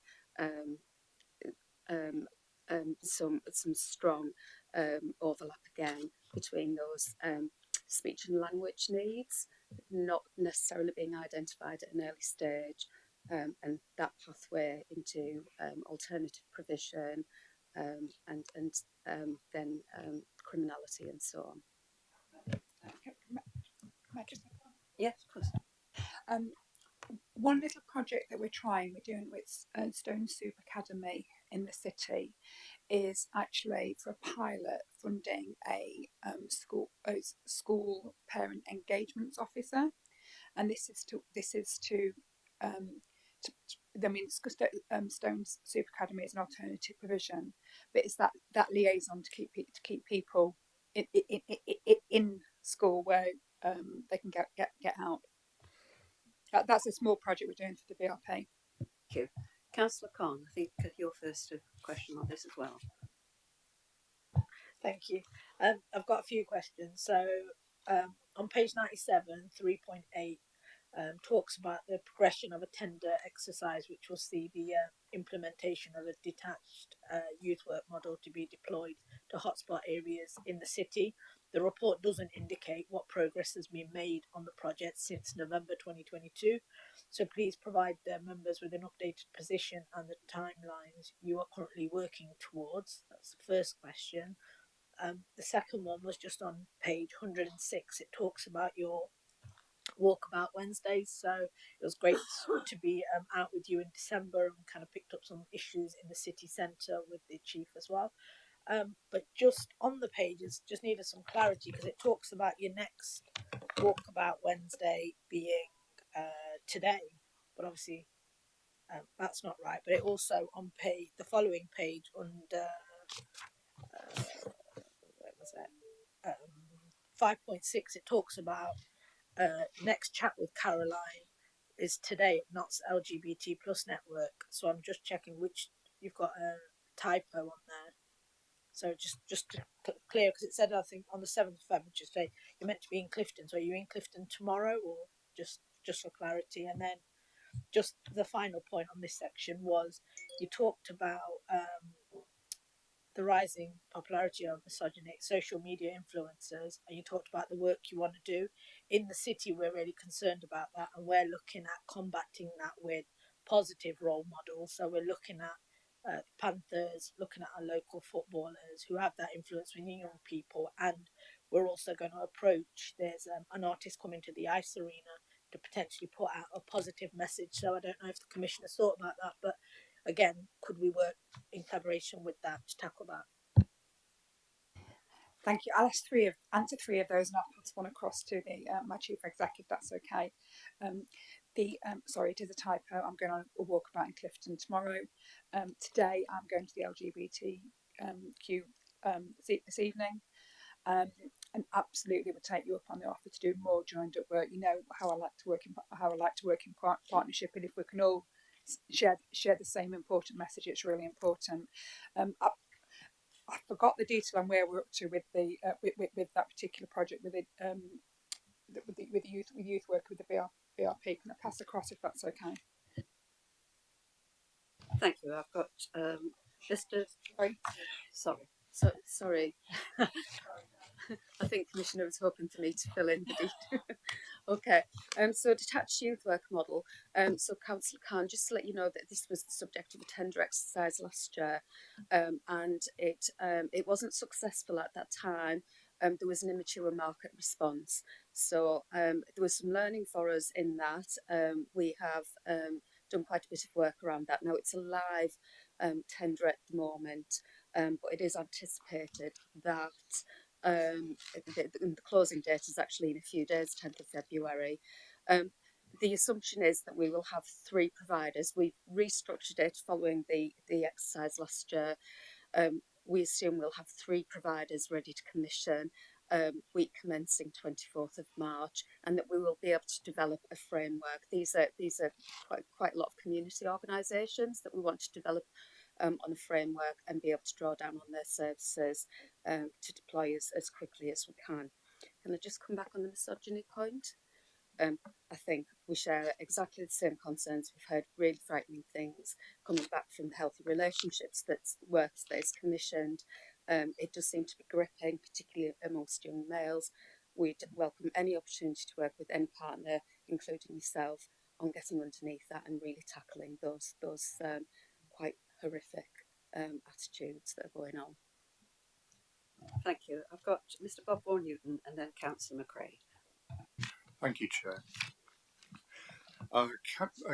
Continuing from what the Chief Executive was just mentioning about misogyny and the rising popularity of misogynistic social influencers who are widely acknowledged to have stimulated damaging discourse and attitudes amongst younger people.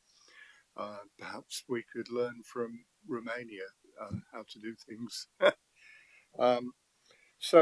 How will you assess whether those actions outlined in the Preventing Violence Against Women and Girls section of your paper, those actions, together with other strands of work, are mitigating against that particular problem?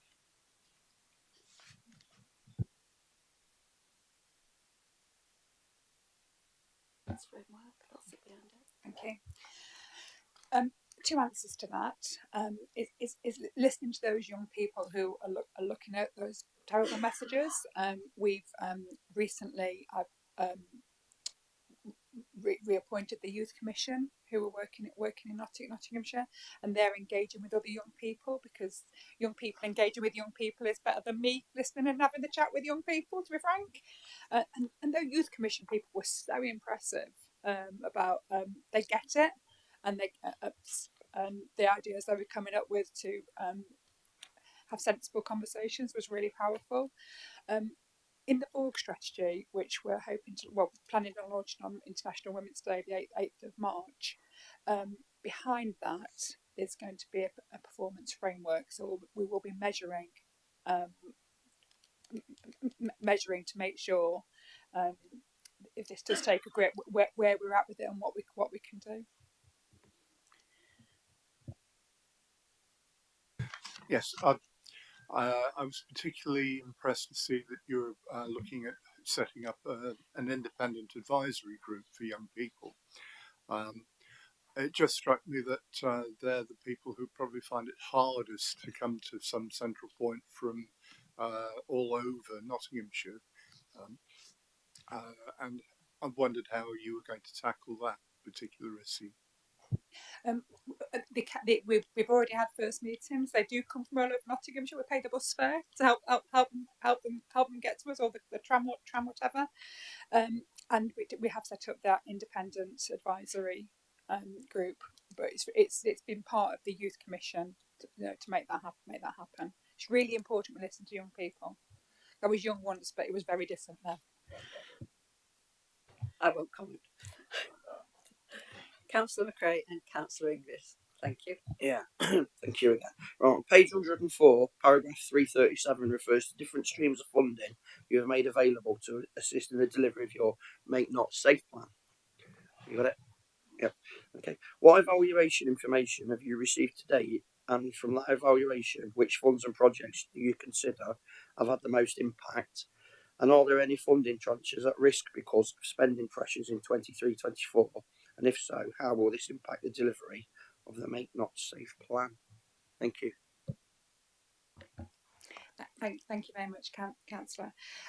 It's a bit early to say what impact these have been new thematic funding schemes that I introduced, that they are being measured.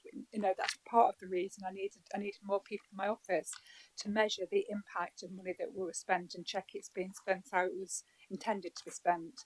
And I can assure you that the commissioning team are absolutely all over that. Can I just flag up there's opportunities for funding at the moment? There's currently we have a rural crime fund open. Shortly going to open the community chest again. That's for small grants of up to £5,000 for little projects, and also the innovation grant will be opening this year. I have ring fenced that money. It is built into the budget. It was really important, to do that, because by starting these little projects and doing it really properly, where you've got the theory of change and they can prove they're making a difference, that can help people create sustainability. Training up the youth workers too to make sure it all really works can create more capacity. Thank you. Did you want to come back, Councillor? Yeah, just again, thank you. And I'm not going to mention the groups I mentioned earlier because there's lots of others. I don't want people to think I only support two of them. Again, it comes back down to teamwork, doesn't it? And it's one of the reasons why we've just voted to put it up a little bit, because it supports things like this. So yeah, thank you. Thank you. I've got Councillor Inglis and then Councillor Ellis. Thank you. Thanks, Chair. We finished 7.6, page 122.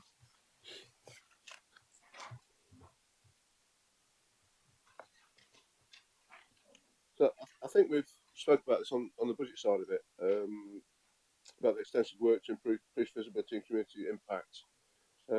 It's just that assurance really that I'm looking for, that the things that are running, your Outreacher, safer streets, safety of women at night, uplift, will continue and to be invested in.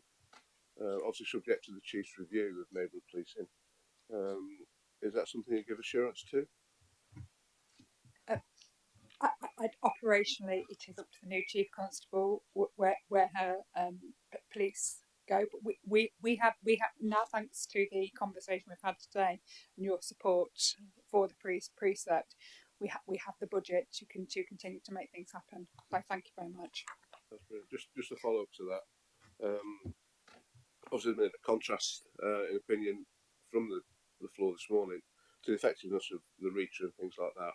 So it would be perhaps beneficial if we could see some results, perhaps for each area, to arrest seizures and warrants and stuff like that, which will be supportive of what they're doing.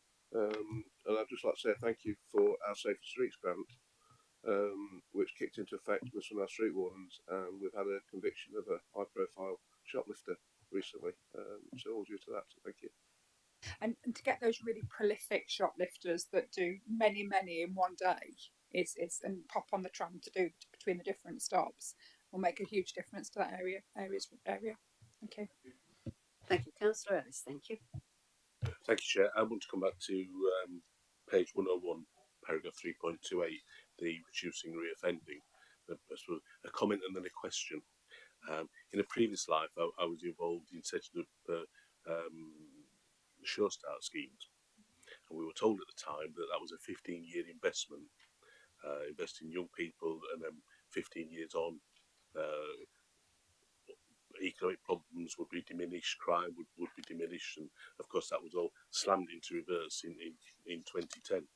I picked up the comment which you made at the Violence Reduction Partnership launch about the level of speech and language therapy issues and NEEP issues, and the reduction, the decimation of the youth service generally.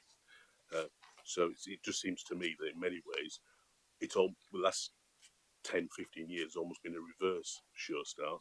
We've cut public services, and now we're reaping the fruits of those short-sighted cuts. Which brings me to 3.28. You talk about incremental increase in the number of first-time entrants. I think that's something that the panel has kept an eye on for a number of years. It has been going. We were told it was going down. I just wonder if you've got any thoughts as to why that's gone into reverse and what sort of things you're thinking we ought to be doing. Thank you. Thank you. I'm also concerned about the increase of those young people into first time into custody. As Sharon is the leads on my reducing reoffending board and is close to this, are you okay to go across? Yeah. Thank you. Councillor Ellis, thank you. I haven't got an immediate answer in terms of the increase in first-time entrants. It's something I've discussed with both of the youth justice boards in city and county, something we're quite concerned about. What I would say is that we do believe it's a systemic problem, and it's something that we're quite conscious of in terms of the development of out-of-court disposals as well, and some of the outcomes that might be more suitable for young people to try and prevent that that route into being recriminalised, if you like, and to try and get them on the right path and so on. So I'm sorry, that's not a whole answer necessarily, or robust answer, but just to say that this is being looked at. That there's a subgroup actively working through our violence reduction partnership. Just quickly though, yes, appreciate it's still obviously still early days in some of this. Maybe you could, and it's something I think we'd want to keep an eye on. Sure. You mentioned systemic causes or root. Would you like to unpack that a little bit more? Yeah. So I think no one agency is ever responsible for the criminal justice response, and that particularly applies with vulnerable young people. So it is, it's a combined effort between, the likes of youth justice, where there might have been social care involvement previously, education, any kind of support services that sit around that as well. Absolutely, the police and other kind of agencies as well, education and so on. So that's what we mean by systemic: identifying, early intervention, getting in there, putting the right support in place before these things happen. But when low-level offences are being detected and picked up by different agencies, police, community support officers and so on, again, just having the right early intervention approach at that particular stage. All of this is being factored into how we do diversion in future as part of the out-of-court disposals transformations that are coming forward later this year. Did you want to come back? Only a comment. I think what you've said reinforces it's self-inflicted, isn't it? It's the effect we had on public services in the last decade have led to we're now reaping the fruits of them. Thank you. I think Councillor Edwards wants to come in. Well, danger of reminiscing like Councillor Ellis. Just the thing that we had when we had proper education authorities and we had proper education partnerships was an absolute relentless focus on children being at school. It was huge, and we had to report on it all the time, and all the schools had to take a responsibility for taking a share of the burden and the pressures. And all that mechanism's just gone. And it's so tragic because now we're saying, well, look at what's now happening with the first-time entrants. Look at the special initiatives we're having to do with the academy in the city centre I live 5 blocks from. So it is a thing. And then, of course, to pick up on what the chief executive said about the cultures that's developing, I'm afraid I did get the Romanian reference if others didn't. This misogynistic mentality that's taking place in social media. And I just wonder, really, if it isn't time just to reappraise the public stance on not saying that misogyny should be a hate crime. Well, it's time to change on that, really.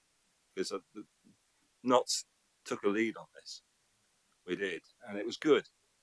And we were very proud of the Chief Constable Sue Fish, who led on that and has become something of a national spokesperson on this. And so I just think it's time not to go back into the position whereby we said, no, misogyny is a hate crime and we're going to campaign for it to be treated as such. I just think it might help that campaign. Thank you.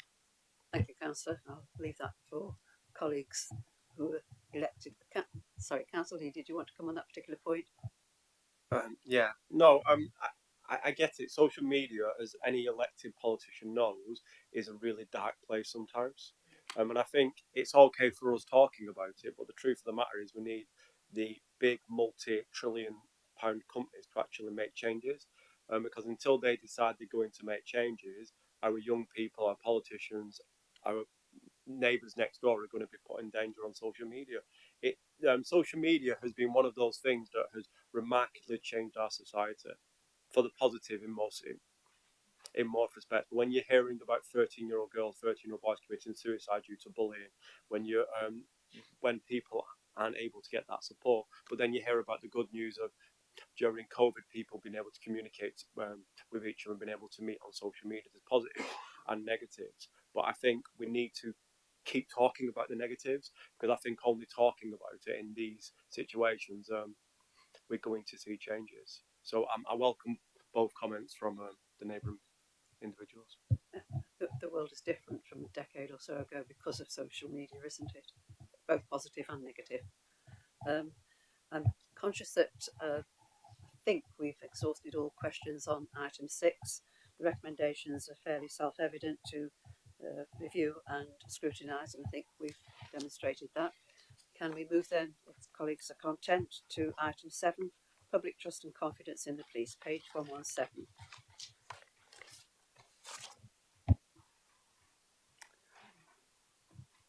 Okay. Commissioner, do you want to make any comments on this paper? I was actually going to pass over to Dan. I'm sorry. I knew that in my head. I just didn't share it with the room. I apologise. Thank you. And are we okay to fire at the presentation there, Joe? Is that oh, brilliant.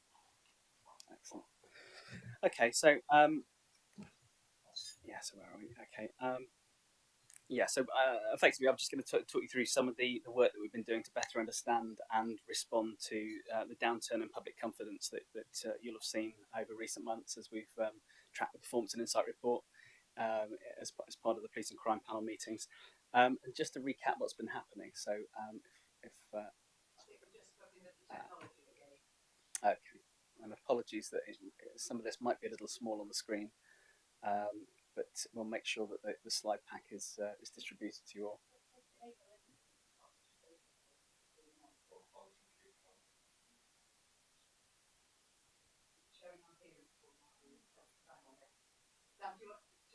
Yep. Okay, sure. Yeah, so just to recap on what's been happening, and there was a chart that will flash up on the screen hopefully shortly, but public confidence in the police as measured by our police and crime survey remain pretty much stable. Oh, here we are, excellent. Right up until the point of the COVID lockdown in March 2020, where we began to see a marked upturn.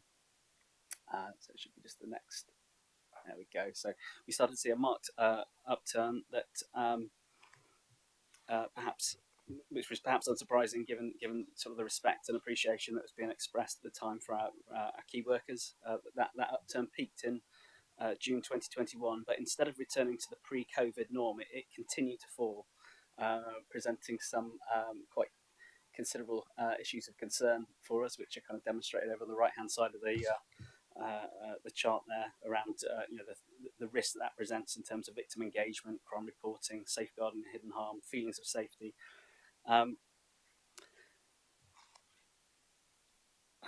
Okay, and if we just click onto the next slide, if that's okay.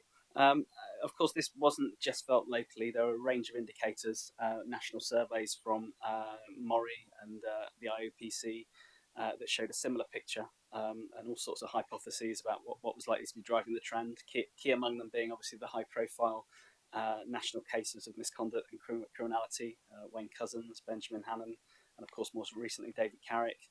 But over this period, we've also seen, locally BLM demonstrations, a fresh focus on the Hillsborough tragedy, and a whole wide range of factors that really sort of have come together that potentially impact on this trend.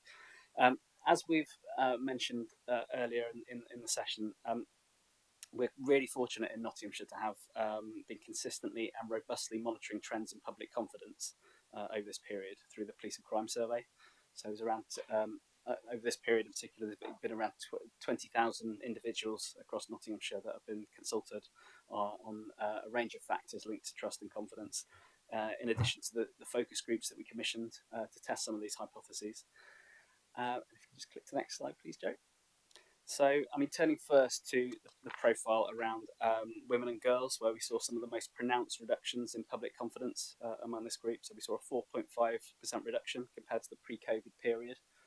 Appreciate you probably won't be able to make out the detail there, but it was a statistically significant drop among the female population, and it clearly coincides with the high-profile coverage of Sarah Everard murder. March 2021 is the precise point in time in which we saw that downturn among female respondents. The declining confidence amongst males was a little later on in the year, and then we only saw levels return to their pre-COVID norm, whereas we saw a much sharper decline among female respondents, effectively narrowing the public trust and confidence gap between males and females as the figures currently stand. We asked quite a lot of questions in the police and crime survey linked to trust and confidence, and this really helps us to unpick the factors that might be influencing these trends. If we could just go on to the next slide, please, Joe. So this shows you kind of all the various range of indicators that are contained within the police and crime survey. We ask a whole host of feeder questions around whether the police respond appropriately to calls for help and assistance, whether they take people's concerns seriously, treat people fairly and with respect, are dealing with the issues that matter to local people. There's a whole host of questions there, and they kind of all culminate in that sort of big question around taking everything into account. I have confidence in the police in this area, or taking everything into account, the police in this area do a good job. So there's a whole range of things that we can sort of unpick and analyse. And if you just go on to the next slide, please. And I'm pretty sure you won't be able to see the detail here, but by mapping all of those various indicators, we've been able to tease out the factors most closely associated with rise or fall in public confidence. So this is just looking at the female respondents. Anything over in the right-hand side of the quadrant indicates an increase in public confidence in those areas. In the left-hand side, it's a decrease. If it's higher up in the quadrant, it means that levels of confidence are higher than the force average, and if it's below, it means it's below the force average effectively. And what we can see here is, and this will become clearer as we work through the presentation, the factors that have been most closely associated with the reduction in public confidence among women in Nottinghamshire have been that perception that the police have a good reputation and treat people fairly with respect, both sort of integrity and professional standards issues effectively. Combining that with the fact that we've seen quite a marked reduction in feelings of safety among women at night, which hasn't been reflected to the same extent in the male population, there's a fairly, I think, compelling case to indicate that the national climate has clearly had an impact on trust and confidence among that cohort. If we go on to the next slide, please, Joe. And that was also backed up by the findings of our focus groups. It's on its way, hopefully. Oh, there we go. Yeah. So where the Sarah Everard case and the other sort of factors largely impacting on the Met clearly having resonance among Nottinghamshire residents. But that was by no means universal, and there were some clear other factors that were highlighted. Certainly, there's a comment there that you can see around. When I see national things, it doesn't really relate to the people that I'm communicating with. Over on the right-hand side of this slide, you'll see issues raised around. Well, everyone's probably got low opinions of everything at the moment because there's not enough money for any services, NHS, ambulance service. So, comments on kind of the national economic climate. And then there were a range of comments around visibility, confidence in the force's ability to respond to issues of concern, largely linked to kind of the resourcing of police resourcing. So it started to highlight this clear distinction between aspects of trust and aspects of confidence. And a whole wide range of factors that might be impacting there. So we applied the same methodology to a geographic level, looking at the different local authorities across Nottinghamshire. If we go on to the next slide, please. And what we found here, looking at South Nottinghamshire, which is the area that saw the other area that saw quite a marked reduction in public trust and confidence. We saw a 6.7% reduction in trust and confidence post-pandemic. And by applying the same exercise, we found that the factors that were most likely to impact on trust and confidence in South Nottinghamshire was a reduction in the perception that the police are dealing with the issues that are most concerned to local people, that understood the issues that were impacting on local residents. So it's much more grounded in kind of the police response to issues of greatest concern. If we just click on, I think it's about 3 slides. Apologies, Joe. I was just to click through, just to state that this was reflected in Rushcliffe, Gedling, and Broxtowe. all showing a similar pattern. But in Mansfield and Ashfield, we saw a complete reversal of that pattern, whereby we'd seen a marked increase in public trust and in public confidence, largely linked to the improvements that have been seen around visibility and local activity to deal with issues of greatest concern. And this is clearly sort of linked to kind of the proactive communications in these areas, particularly linked to the Safer Streets programme, Operation Reacher, which received some highly positive feedback and we believe has influenced this trend. We've seen some really positive, obviously, community feedback to that work and the high visibility work in Mansfield, particularly around the nighttime economy. So we're starting to kind of understand some of the factors that are likely to be driving these different trends in a local level. If we just click on 2 slides, sorry, Joe. So you can see the marked improvements there in Mansfield and Ashfield in terms of the public confidence, trust and confidence. Visibility is clearly a really significant factor. We've already touched on this, and particularly in Bassetlaw and South Nottinghamshire, it seems to be really significantly linked to that trust and confidence piece. But by no means was a universal factor. So, well, on the right-hand side there, you can see kind of the importance of the foot patrols, the visibility of police being highlighted as part of our focus groups. On the right-hand side, you've got other views that are expressed largely in sort of the more urban areas, Mansfield and the city. A sense of that seeing a police officer isn't a big deal because they've got criminals to catch, proper criminals. So there was it was a much lower priority was placed on police visibility. And then also there were comments made about the style of police visibility, particularly in the city centre. So there was some concerns raised about sort of the high visibility parked cars, the proactive approach that someone here didn't realise was actually proactive. They assumed someone had been stabbed in that occasion. Somebody had said that, I know that they're there to make people feel safe, but when they're walking around with guns, I don't feel safe. So there's always was that nuance about the style of police visibility and the approach that's being adopted. And with every stage of the analysis, it's really highlighted kind of the disparities and the discrepancy between different cohorts and different areas. Clearly, kind of it's never going to be a one size fits all. We'll just go on to the next point, please.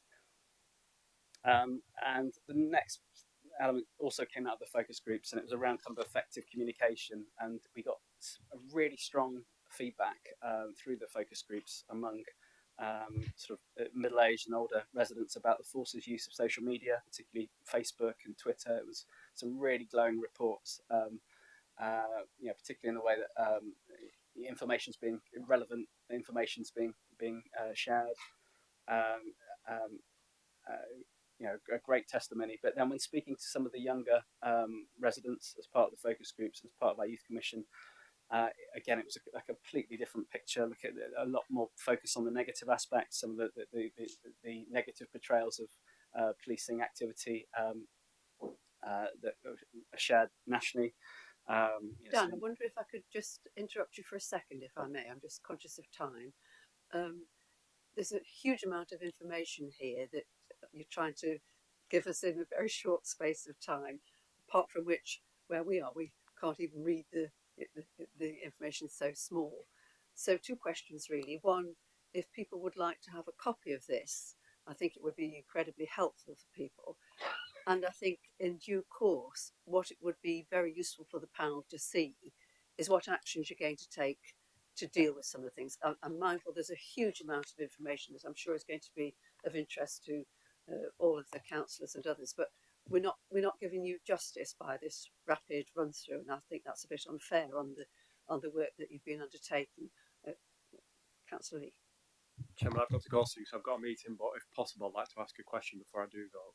We're aware, I believe yesterday or the day before, national government made a comment that due to the ongoing issues with police being arrested and public, I'm trying to be really careful what I say, but the national government said that they wanted all police forces to do an in-depth search into all sitting police officers and to check them, you probably know better than me, but to check them against all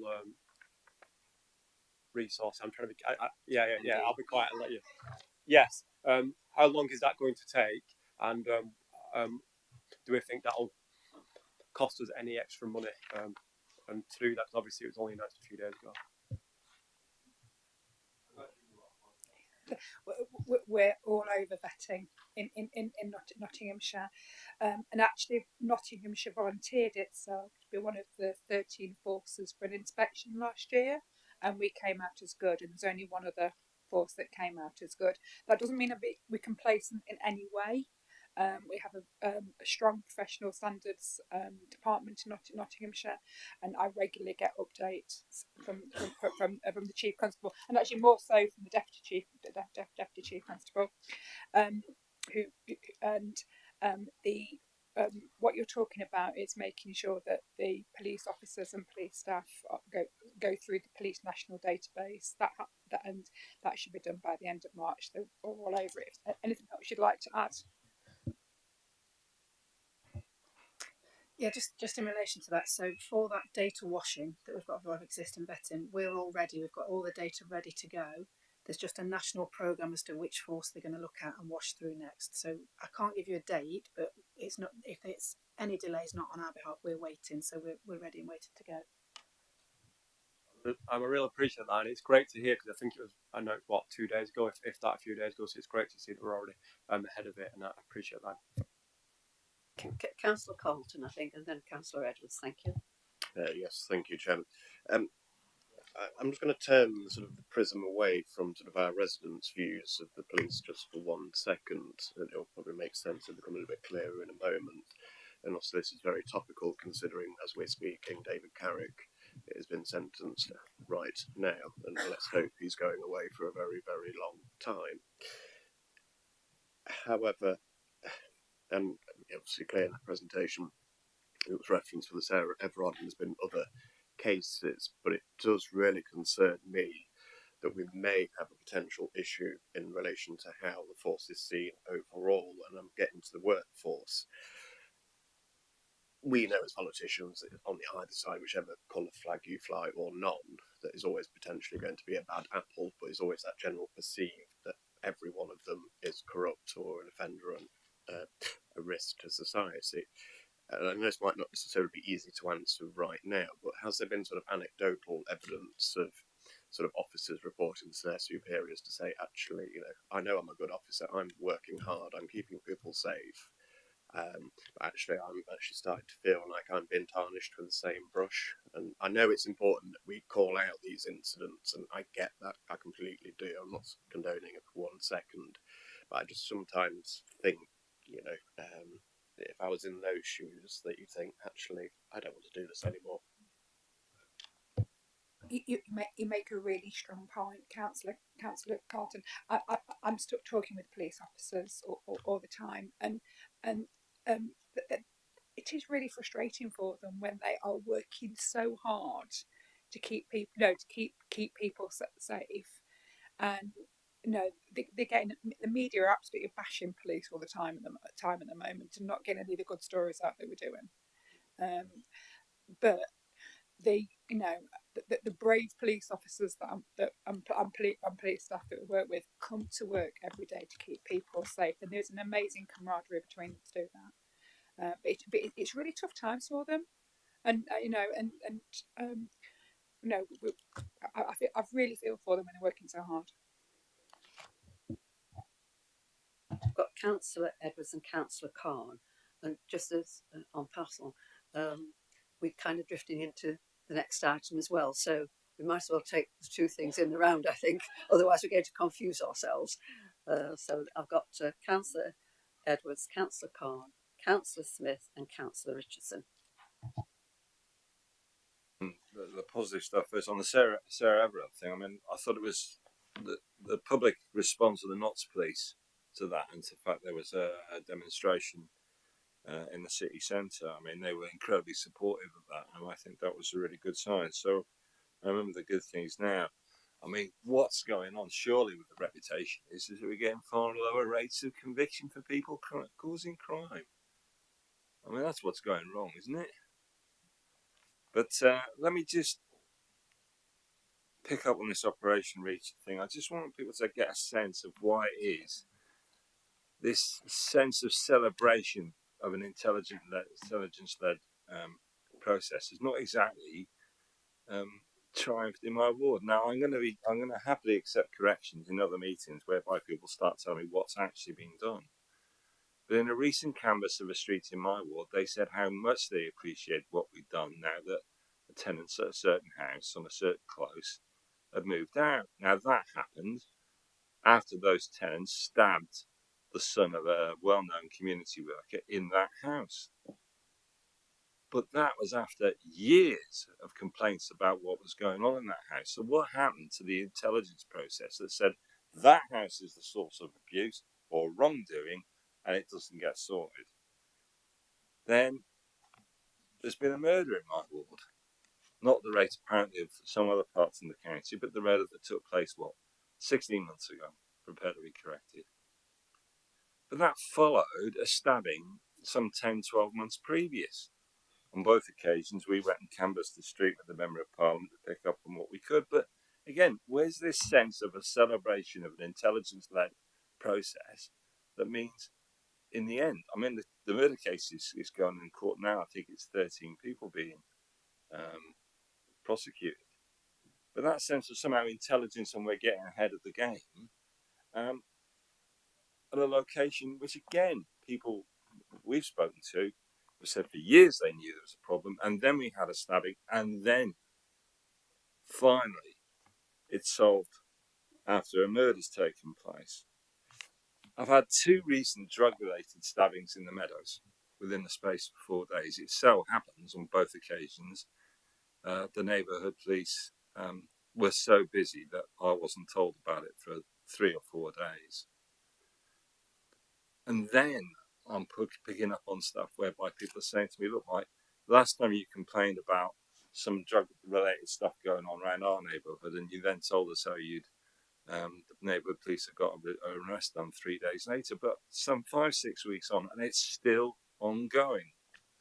So, yes, colleagues, when you tell me Operation Reach has been a success, I will listen and I will learn, because I am certainly not qualified to say you're wrong.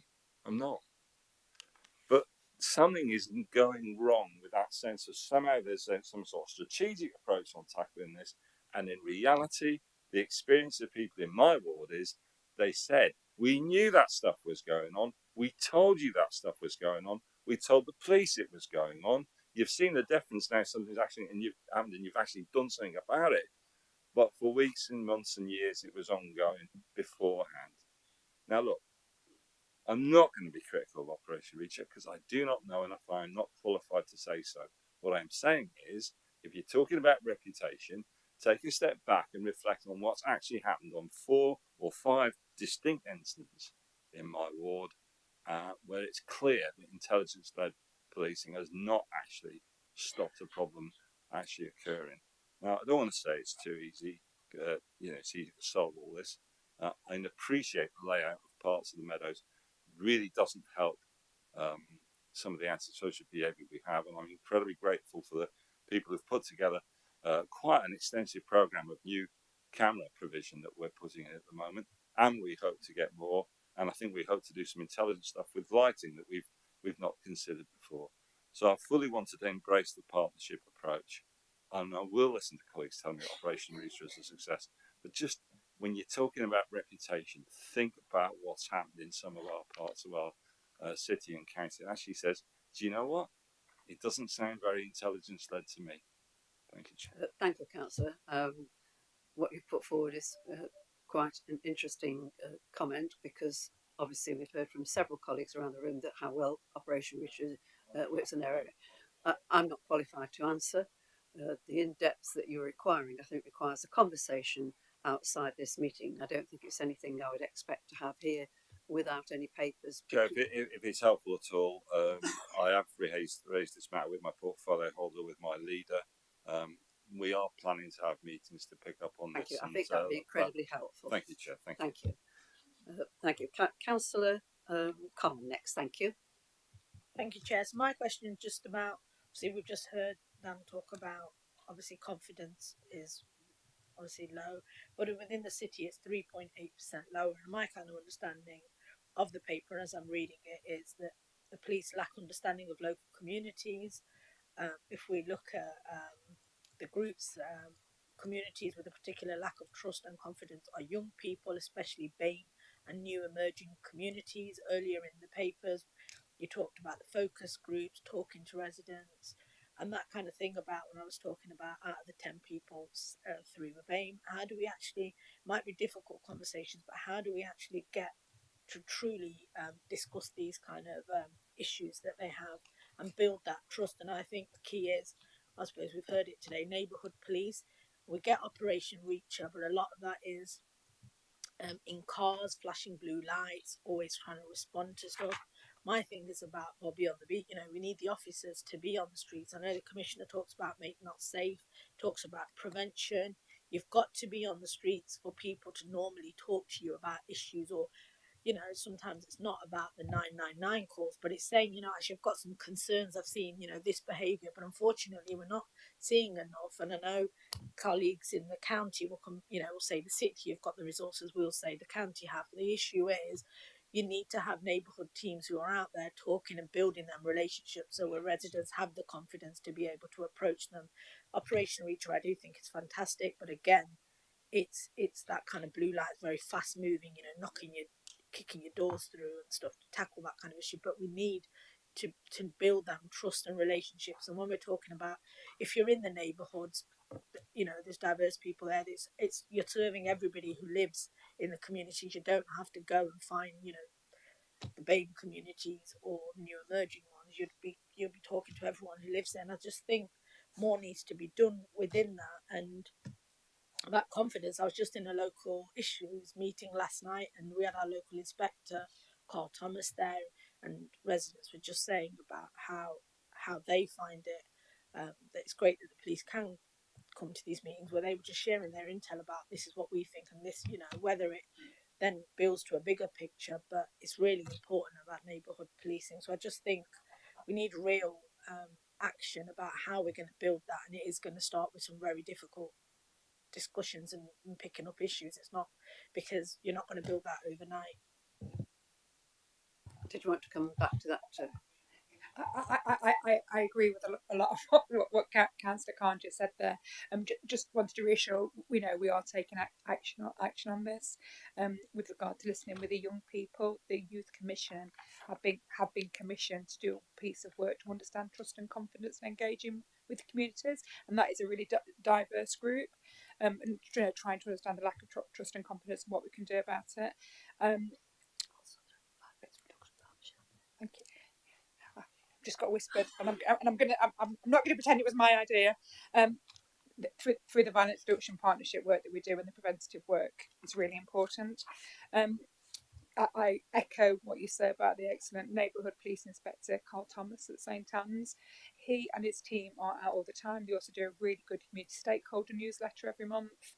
They go to lots of different events. He's, you know, the neighbourhood beat officers work really hard there.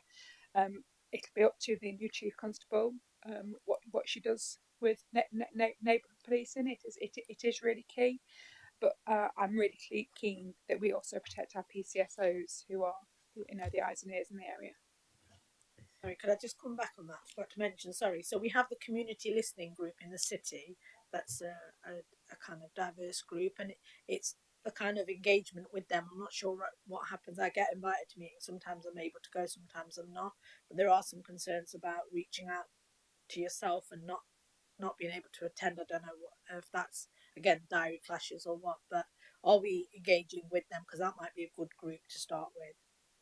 I think we'll leave that for you to debate outside the meeting. I think there's some interesting suggestions for you there. I've got Councillor Richardson and Councillor McRae. Thank you. Yeah, thank you, Chair. I'd just like to start thanking the police for the increased visibility that we get in Mansfield Town Centre. That started off from 2019 when actually out of Mansfield District Council funds we paid for an extra police officer in the town centre because of the problems with the drug taking and various, well, crime really. And so I thank the police for the increased visibility in town centre. It's in my remit as a portfolio holder, and I feel I see a better perception of what's happening in the town centre, and also a thanks to the increased presence that they're putting on Oak Tree Lane Estate, which has been a huge problem over a number of years. In the pre-meeting, I brought up about the introduction to the neighbourhood policing model into Mansfield in 2007. I went along to the inaugural meeting with ACCON, along with many other community activists from the Ladybrook estate, and we actually saw that neighbourhood policing model as a win-win situation for the police and public, and that proved to be the case.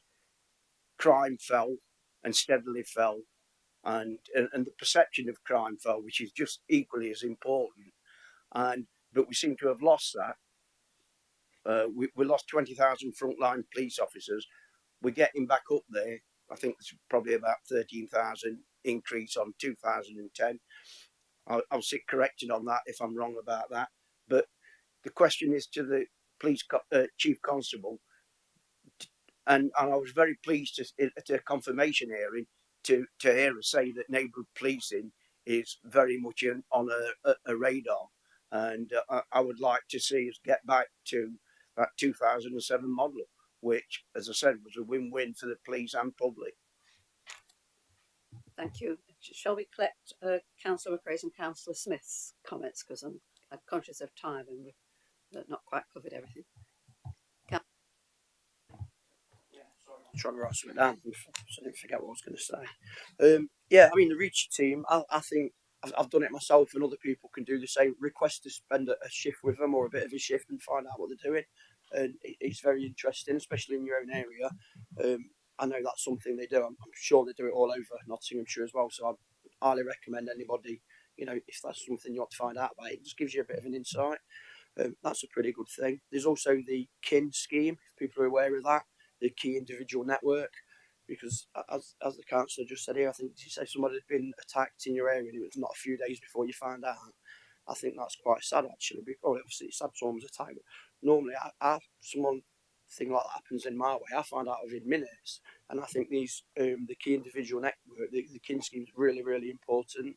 And then another one that's pretty good for helping the community to build up the trust and confidence again is the community dialogues. I don't know if people are aware of what they are, and I've been to quite a few of those, and they're really interesting.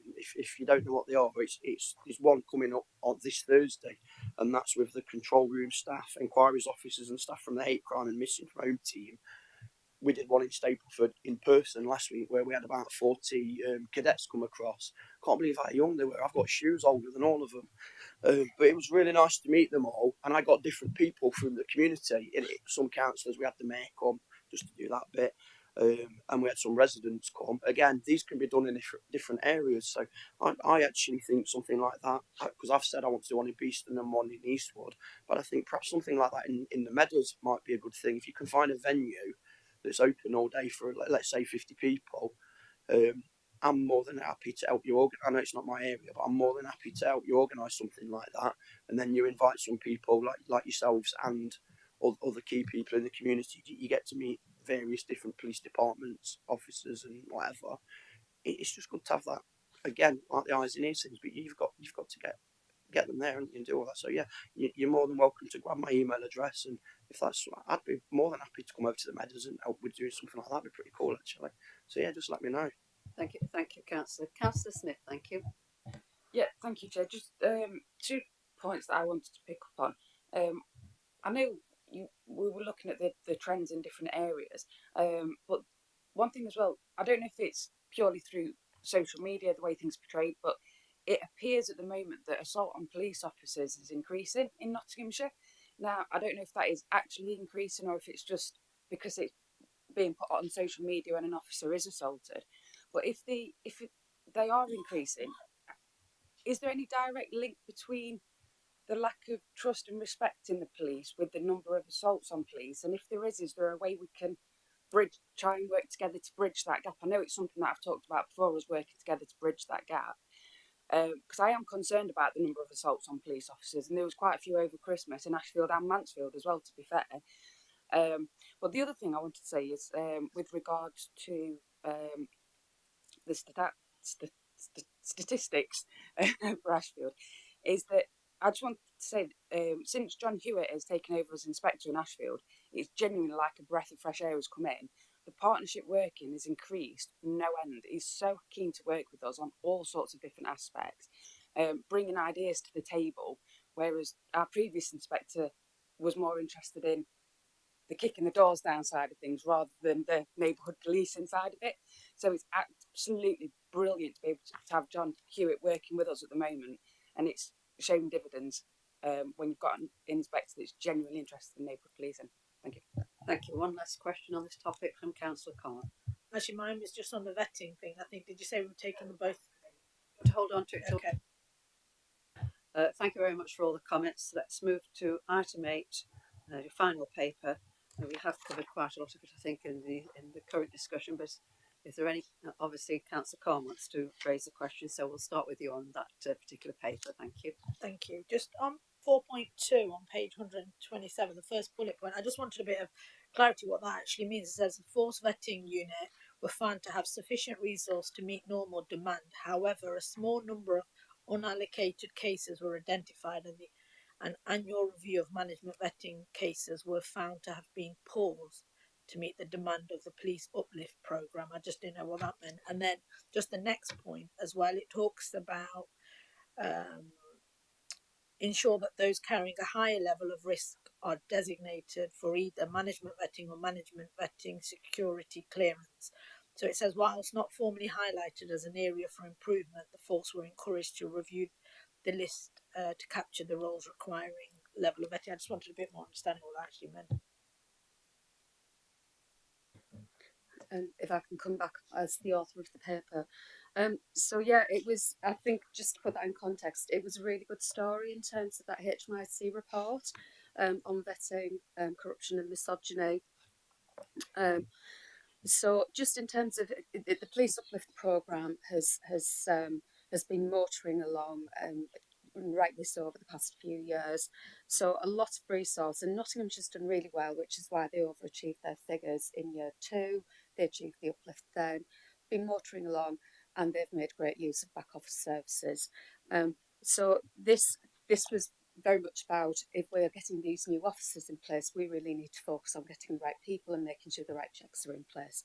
So that's just a small reflection, I suppose, of that activity going into Police Uplift programme, and it was very minor and it was identified. I think what I should say as well is that the force have an action plan. It's regularly updated. Commissioner asks to see it pretty much on a weekly basis to understand where the force are at with this as well, so it understands exactly how many actions are in train at the moment.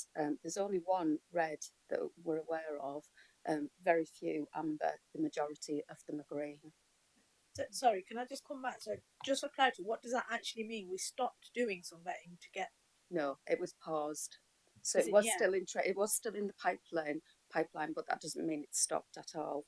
It just means that other cases were dealt with first. If the general public were reading that, because it didn't click with me straight away. So I'm just trying to, sorry, your answer still hasn't cleared it for me. So we paused it so some of the vetting was paused for I still don't understand, sorry.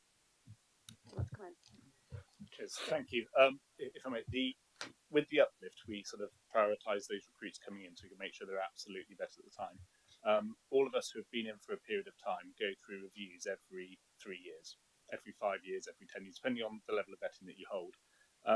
Where it says pause, if I was to do my 3-year review, I start that process at 2 years, 6 months, fill in all my forms, and that gets taken on.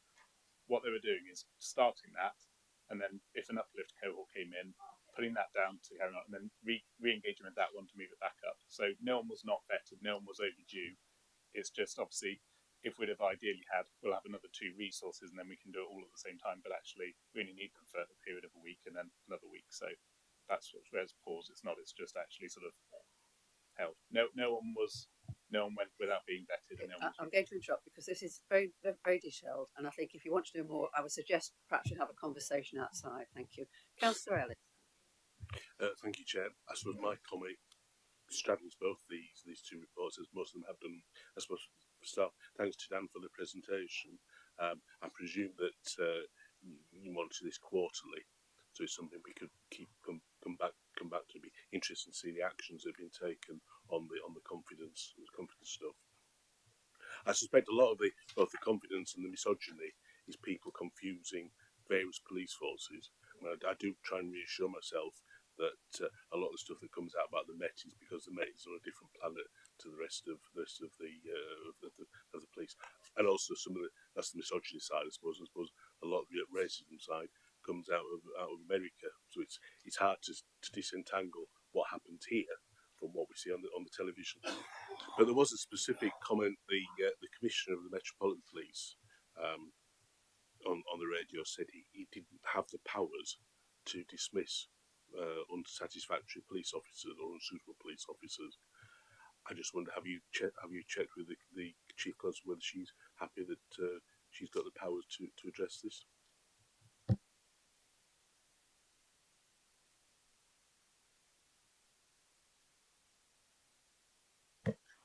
There's a review of this all at the moment, so I think it's quite difficult for the Commissioner. So it's been undertaken, it's been ordered by the Home Secretary around the dismissal procedures. So there's currently 2, which is fast track used by Chief Constables, and then the legally qualified chairs, which convened by Police and Crime Commissioners.